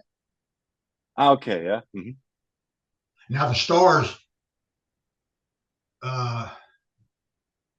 okay, starting from the right. Okay, 1, 2, 3. Starting from the right. Okay, let's go here. Okay, everybody got, that's just, we called it alive and 65. If you were alive and 65, you got, everybody got those. That was, okay. That was automatic. It was automatic over. Come over one more. Come over. That was automatic. That was a national defense. Okay, that one right there, the green one. That was called an Army Commendation Medal. Most officers got that. The blue and gold one there is the Air Medal. The 28 means that it got the Air Medal 29 times. That's a Bronze Star, and then that's the Distinguished Flying Cross. Wasn't it? I'm not sure. Was it only in the Air Force, or was it also for the Army aviators that after 50 or each 50 missions you got an award? Yes, the Army. That was the Air Medal for the Army. That was the Air Medal. Okay, yeah. Okay, the Army had 3 different kinds of flight time in Vietnam. You had combat assault, you had direct combat support, and you had general support. And general support is just flying around cargo and stuff. Yeah. Combat support, I'm not sure what that is. I don't know. And then combat assault was when you was actually involved. And every 25 hours of combat assault, you got an Air Medal. Every 50 hours of general support, you got one every 100 hours. That's the way it worked in the Army. So it's just a Okay. matter of flight time. It's just a matter of flight time. Mm. You You know what know,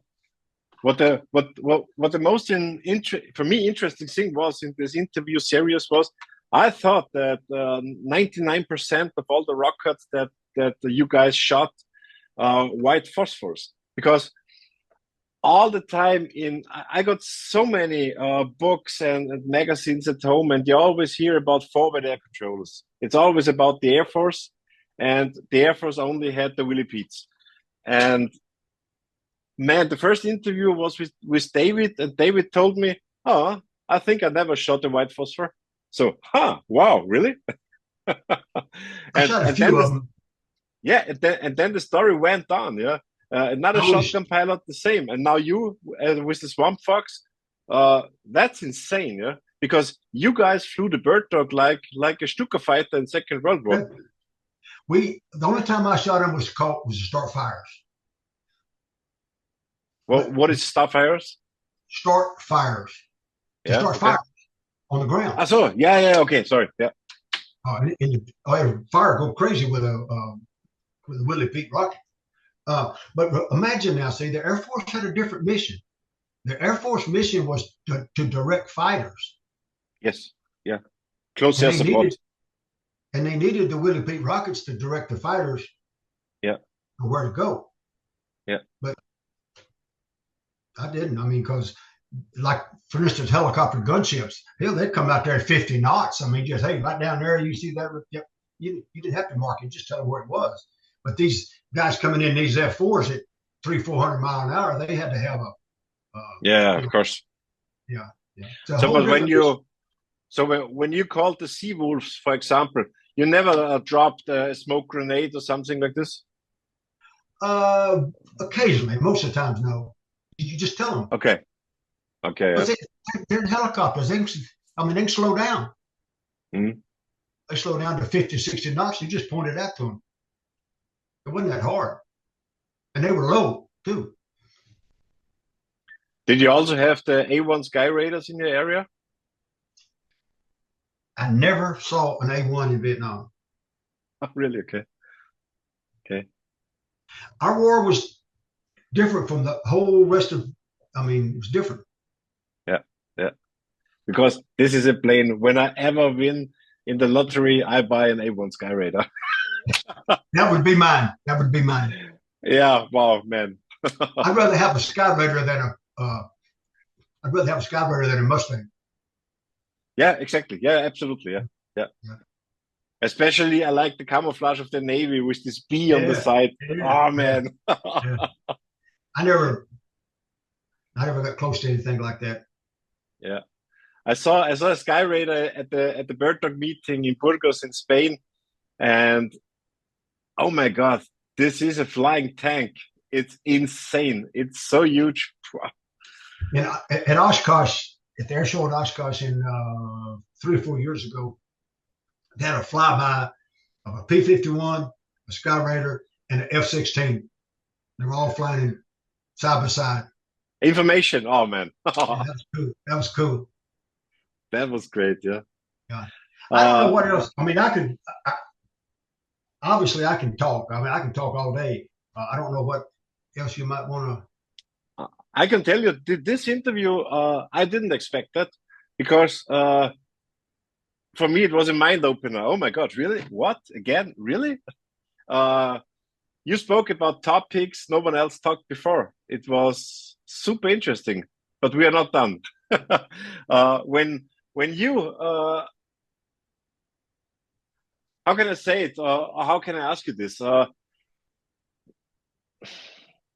Between you guys within the Swampfox, yeah?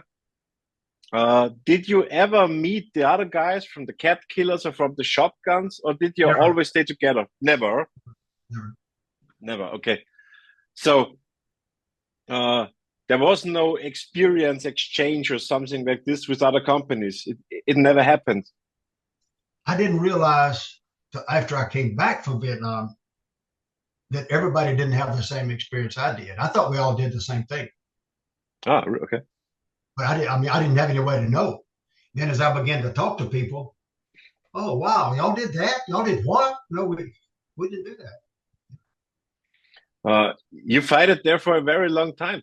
When you came back home to the States, and the Vietnam War ended in 72, I think, yeah. Five. The American troops went out earlier, but in 75, yes, when the American troops were basically gone by 72. Yeah, and the South Vietnamese kept on fighting for 2 or 3 years more.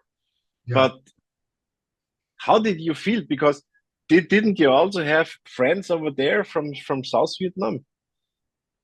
Yeah. I think, for me, just personally thinking, it wasn't easy to hear that the United States go out and all those North Vietnamese coming down and killing all your friends. There was probably 3 that I was friends with, and I never could find out anything about them. I tried. I went back to Vietnam twice. I went back to Vietnam in 2019. I went back in 2020. Yeah. I couldn't find anything. They all went to re-education camps. Yeah. And some of them were never seen again. So I heard about that, and not only those camps. They deleted everything which remembered about the connection with the United States, and I think, I don't know the exact number, but 100,000 of people got killed by the North Vietnamese when they came down. So they dismantled. The U.S. had airfields everywhere. Yeah. They dismantled them all. Now there are no airports in Vietnam because they tore them all up. Yeah. They're very. Oh, there are some airports, but not like there were. But how were your personal feelings when you heard about that the Vietnam War now is lost? Well, you see, I told you, 6 weeks after I got there, I knew it was lost. Okay. So it was no surprise. So it was no surprise. Okay. Yeah. No. Okay. And when you came back home, did you talk to others? No, wrong question. When you came home, did you end your career at the army, or did you stay in the army? I stayed in the army for almost 4 more years. 4 more years. Okay. Yeah. I intended to make the army a career. You told me, yeah. I made up my mind in Vietnam that I was not going to. When I saw how dysfunctional the whole thing was, I said, I don't want to be a part of this. I came back from Vietnam just by chance. I was assigned as a C-47 pilot. And I had aspirations of trying to get an airline job. Mm-hmm. So I thought this experience in the C-47 would help me. Mm-hmm. And so I flew. Well, I still had an obligation.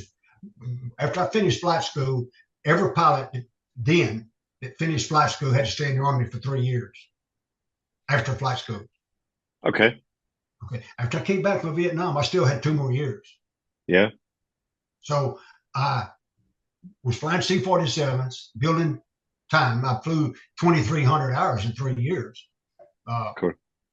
And so I really thought I was going to get an airline job. But the Arab fuel embargo of 73 hit, and they laid off anyway. So I knew I was going to resign from the Army. And but bottom line, I stayed 1 more year than I had to because I liked what I was doing. I enjoyed what I was doing, and I stayed.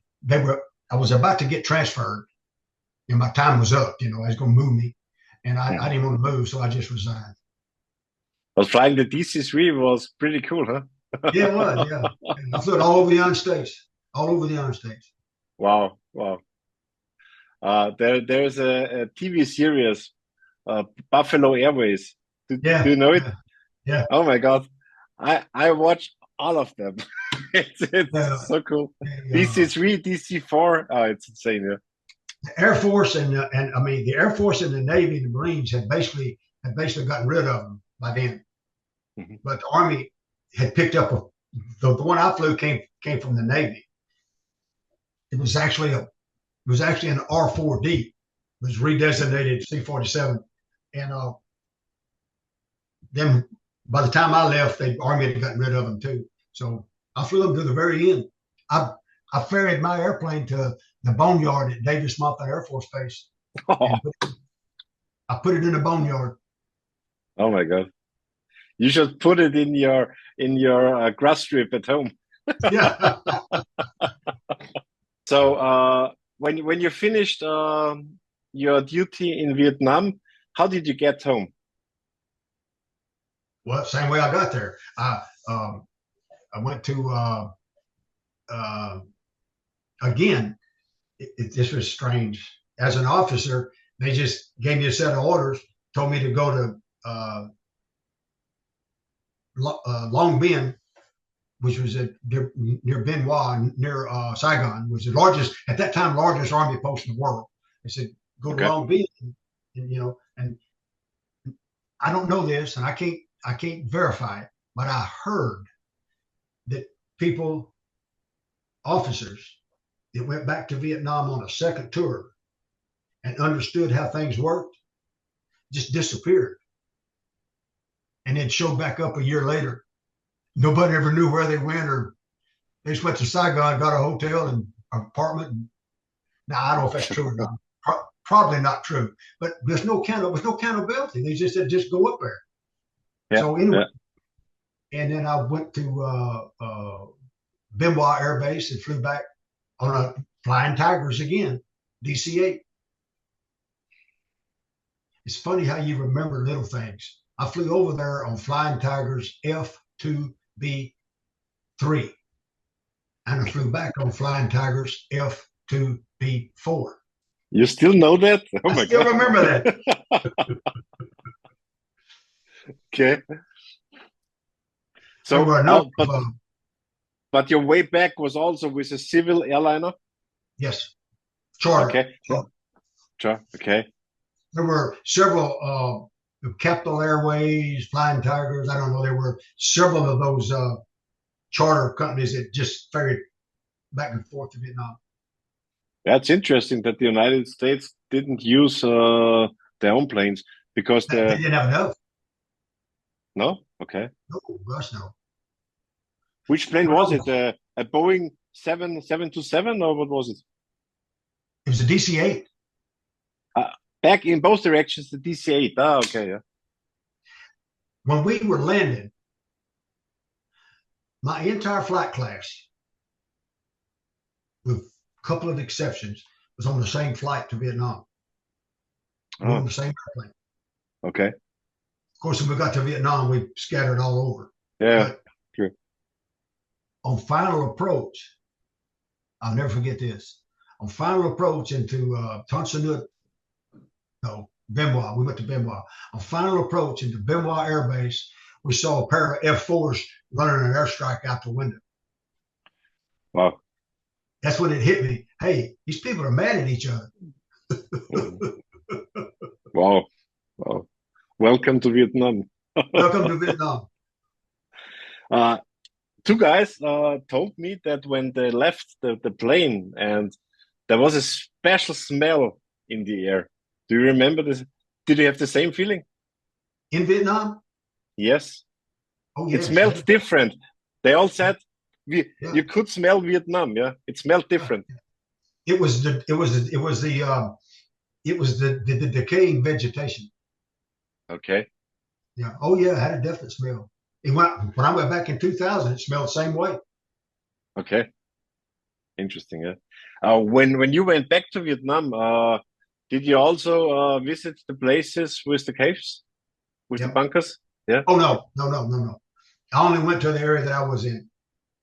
Ah, okay. Okay. And how was this experience going back there? Wasn't it a little bit? Wasn't it difficult? A little bit, but I made my mind up. It was sad, kind of. Yeah. The thing about Vietnam that makes me sad is such a waste. Mm-hmm. The 53,000 people killed for absolutely nothing, and that's hard for me to take. And the only good that I can think that came from the Vietnam War was financially. The Vietnam War financially broke the Soviet Union. Had it not been for the Vietnam War, the Soviet Union would not have broken up when they did. That's my opinion. Our economy could afford what we were doing in Vietnam, and theirs couldn't. Yes, but after Vietnam, the collapse of the Soviet Union took It took a while. Almost 2 decades more. See, it was followed by Afghanistan. So yeah, the Soviets in Vietnam went right into Afghanistan, and they couldn't do it. I mean, they just couldn't afford it. Because in the long run, we quit anyway. Yeah. And on the long run, as you say, it's funny because it was a hard war, and today Americans go there and make holiday. Yep. I didn't know what to expect, but what I found when I went back is that there's still a great divide between North and South Vietnam. Huh. Yes, sir. A great divide. Okay. And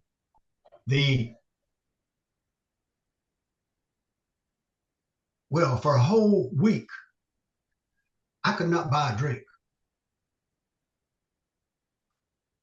How's that? I have 10 beers. Hey man, I can't drink all these beers. They just kept showing up. When they found out I was an American from Vietnam. Wow. That blew my mind. Yes. Now, what I found out is it'd be a group of men, let's say 30 to 50 years old. Big group talking. Nobody talk about anything politically. But you get a one-on-one, they'd spill their guts. That the communists, they hate the communists. And many of them told me sooner or later it's going to come to bloodshed. Again, they told me that. They also realized, almost universally, they realized the opportunity that their forefathers squandered in American blood. Yeah. They had the opportunity to be a free democratic country, and they blew it because of their corruption. Yeah. They know that. The young people know that. Yeah. That blew my mind. That's very interesting, yeah. I talked to some VC. I told my guide, I had a professional guide, a young female, very professional. And I said, I want to talk to some VC. And she had already found some. I went and talked to them. She spoke very good English, and she interpreted. And I talked to about 3, I think. And they all said the communists lied to them. We're no better off now than we were. I said, man, I could have told you that. That's, big surprise. But they still live in grass houses. The difference in the country, I'm not talking about in the cities, in the country, the difference is the houses have corrugated metal roofs and thatched grass sides. When I was there, it was all grass. And that is the only difference. They still make a living on a very small plot of rice. They plant it by hand, harvest it by hand. Nothing's changed. But this is almost 55 years ago. Oh my God. And they resent. There's a lot of construction in the cities, a lot of construction. And it's mostly Korean contractors. Ah, Vietnamese laborers. okay. And they numerous of the young men said, if it weren't for the communists, it'd be Vietnamese contractors and Korean laborers. That they lost basically 20 years. They just basically stopped in time. Now they're getting back, but they spent 20 years just frozen after the Yeah, war. and Yeah. you can't catch up in this short time, yeah. And the corruption is so rampant now; it's so corrupt. Oh man! And they know that. Still today. Oh yes, oh yes, and they know that. An American will be crazy to drive because if you bump into somebody, the cops gonna come over there. And it's just very corrupt, very corrupt. Everybody's on the take. There's corruption everywhere, but not like there. It's just wide open. The civil service don't make any money. They're very poorly paid, so they make it all in graft. So how is Vietnam today? Is it still a poor country? Oh yes. Yes. Yeah. Okay. I would say not as poor. You see, it's a big class. Okay, you might see a brand new Ford F-150 truck. Huh? And then you might see some guy pushing one of those little pedal things, hauling his wheat. Okay. Big class difference. Okay. But yes, the average citizen in Vietnam is no better off than they were during the war, that I can see.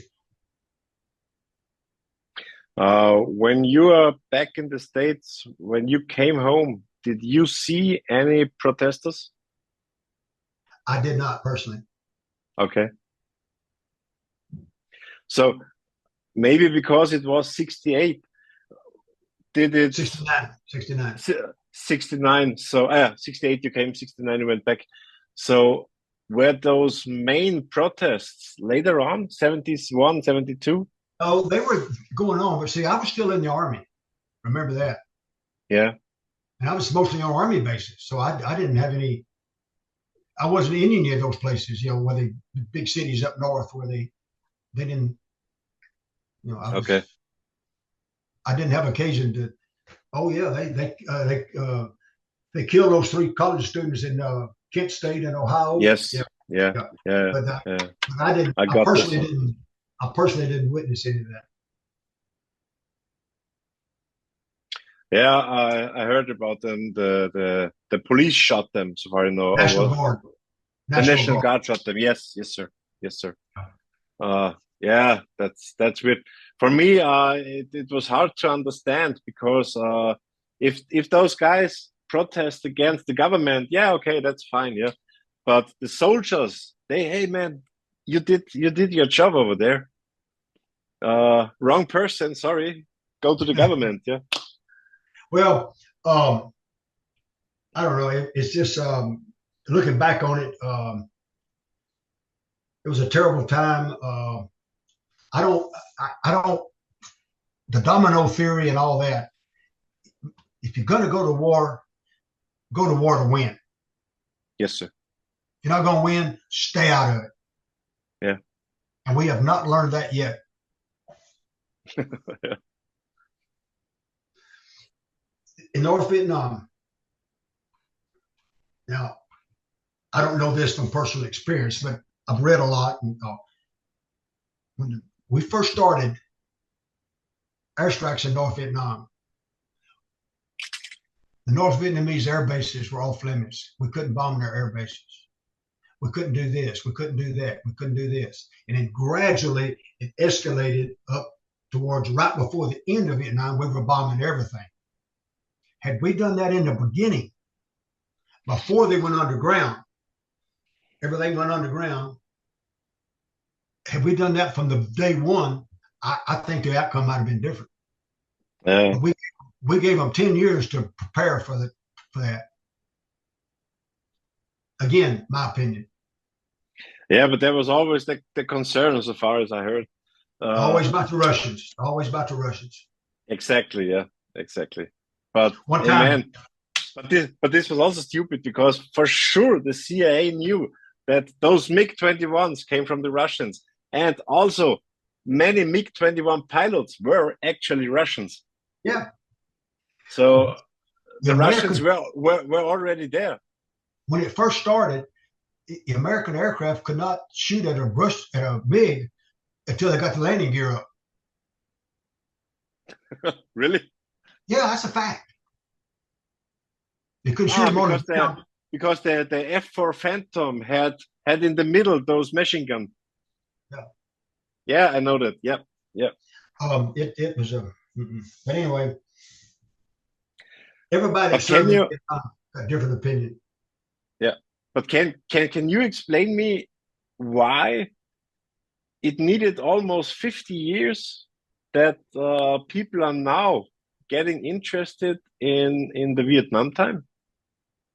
Because I just want to tell you the story about Rick Shoup. Rick Shoup came to Italy because Andrea rebuilt the Mekong Mauler, and I spoke with him many hours, and he couldn't believe what's going on here in Europe because everyone is so interested in the Vietnam time, and he was surrounded by 20, 30 people, and they were asking him questions.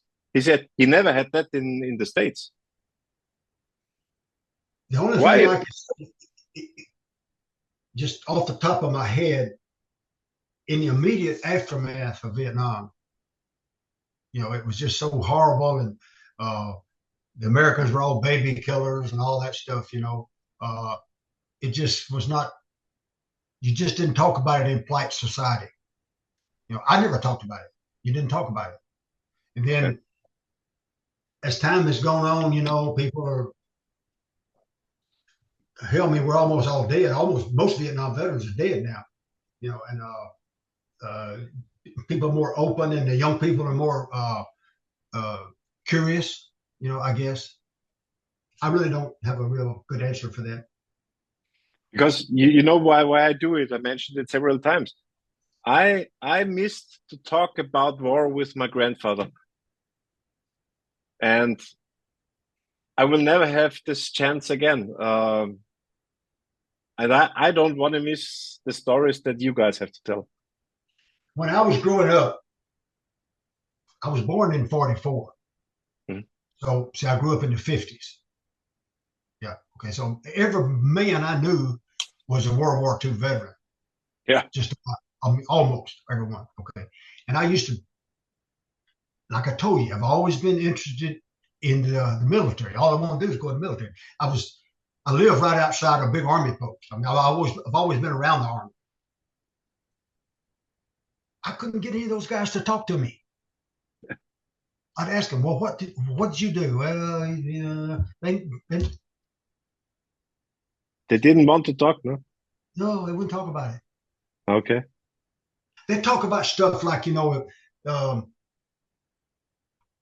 if they were a truck driver, they'd talk about driving a truck or something like that, but they wouldn't talk about combat. The ones that were in combat, they wouldn't talk about it.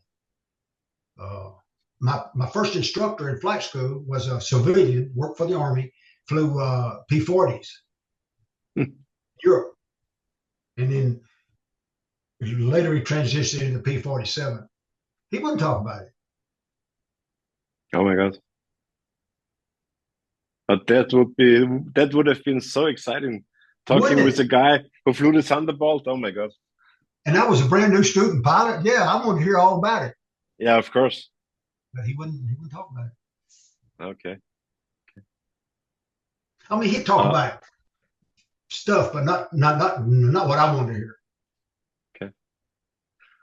Before we come to an end with this interview, please tell me about your book. You wrote the book. Yeah. No. No, what is it? Didn't you write the book with some? I thought it's a book because just let me check. Some gave all and all gave some, because this is the title of a book. It's a song. That's a song. Because I typed it into Amazon, and there were plenty of books about Vietnam, and some gave all, but I didn't find you as the author. No. I Oh just my copied God. that from the song, and it's true. Ah, If you that's, think about it, if you think about it, yeah, a very true absolutely. statement. Yes, I absolutely. think it's a very true statement. No. I think it was Big and Rich or somebody, some country music group. And I thought No, that's a book because if you type it in Amazon, yes. that there is the title. My mother, my my mother had a master's degree in journalism. Yeah. She's deceased now, and she always wanted me to write a book. She Yeah, said, you should have. she said, you write it, and I'll edit it. Yeah. And I made a lot of tapes in Vietnam. Video, not video, but just Audio. audio. Yeah, I got a whole box of them. She said, get all those tapes out and listen to them, and I never did. It's just time went on. I never did. You never listened again to your tapes? Really? No. Okay. So this chapter of your life is done, yeah? Well, I can freely talk about it now. Yeah. I'll be 80 on my next birthday. I don't have anything to hide. I don't have to worry about getting prosecuted for war crimes or anything. I mean, I can tell you as truthfully as I can. I'll answer your questions, but unfortunately, some things I just don't remember. Yeah, okay, that's clear. Hey, this interview was insane. Well, okay, I'll say this now. I have associated with a lot of other veterans, not pilots, but just Vietnam veterans. And most of their experiences were horrible. I can't say mine were. If I had not been married and had 2 children, I would have extended and stayed in Vietnam. Okay. I liked it. Okay. I had no illusions, but it was fun. I just flew around every day and shot people. At 24 years old, that's fun. Yeah, of course. And when you came back home to the States, did you continue to fly as a private pilot or? Oh yes, I've flown continually. Yeah. Okay. I got out of the Army. I've owned 182s, 3 Barons, an Aerostar, Oh, nice. 180, 2 RVs. Right now, I got an RV-8 and a bird dog. Yeah, I've continued to fly. You also had a bird dog? I have a bird dog now. You still have a bird dog? I sent you a picture of it. This is still yours. Oh man, I thought you. Okay. I thought this is a camouflage you used in. No, that's my airplane I own right now. That's your airplane. That's a beauty. Yeah, it's got the same tail number. See, it's got my Vietnam tail number on it. Oh yeah. Where is it located? In my hangar, right next door. Oh, that's cool. I saw you're living in an air park. No, I just live on real close to an agricultural strip where they fly crop dusters, and oh, that's cool. I built a hangar and a house. That's me. Was this? This is the Bronze Star. Okay, yeah. Okay. That's me getting the Distinguished Flying Cross. That's after I got back to the States. But this is in the States, yeah. Okay. Any officer, any Army officer that served in Vietnam that did not get a Bronze Star was not very good. Everybody got one. And that's your wife on the right side, yeah? That was my wife at that time, yes. At that time, yeah. But at that time, well done. Yeah. She looks good. Yeah, she was a pretty lady. Yeah, absolutely, yeah. This picture, I like it very much. Yeah. I was young once. Yeah, you're young ones, but when I look in your eyes, you've been a war machine. Insane. But here you had two pairs of double rocket tubes, so 4 rockets each wing. That probably wasn't my airplane. Okay. And here a That's fixed me. pitch, Yeah. a fixed pitch prop.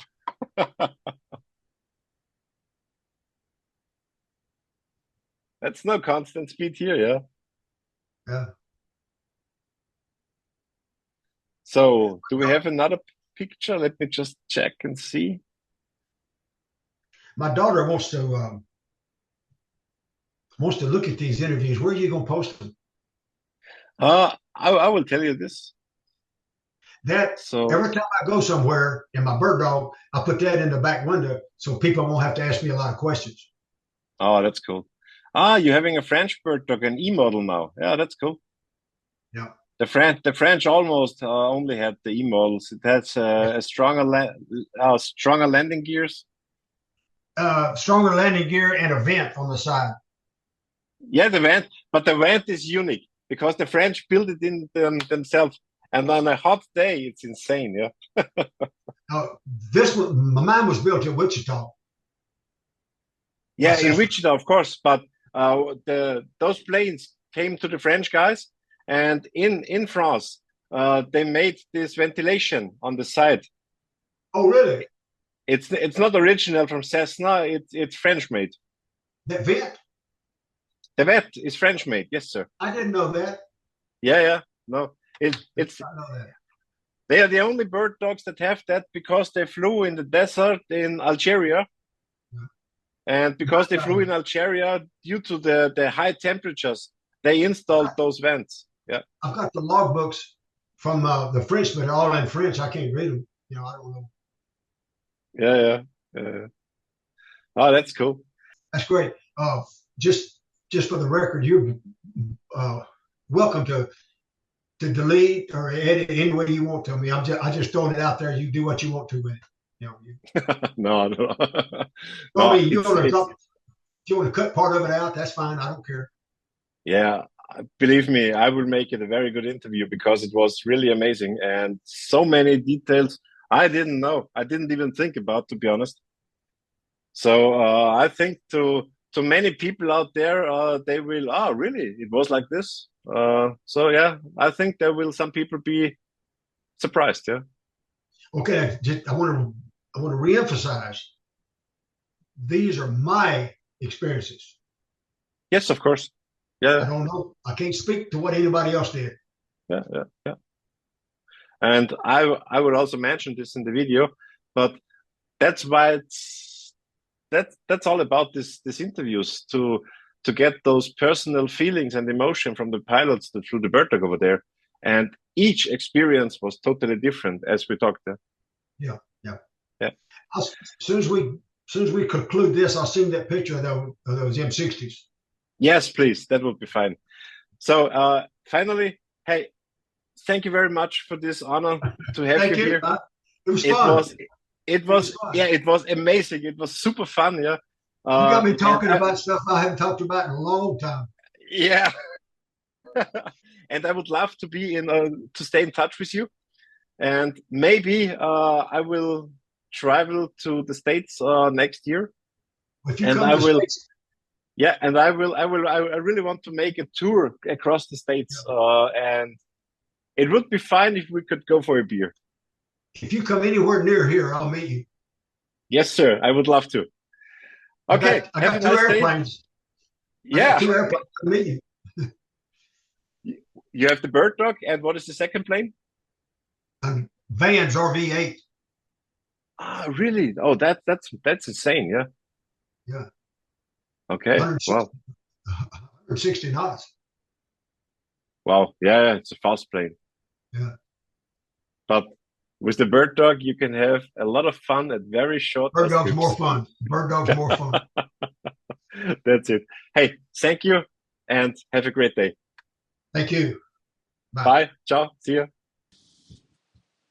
Hey, wasn't that a cool interview with Ralph McRae? What a nice guy. And he's still flying the bird dog. That's so cool. Ralph, thank you very much. And to the audience, please like and subscribe. And Ralph and I, we would really appreciate some comments below. Thanks for watching, and there is more to come.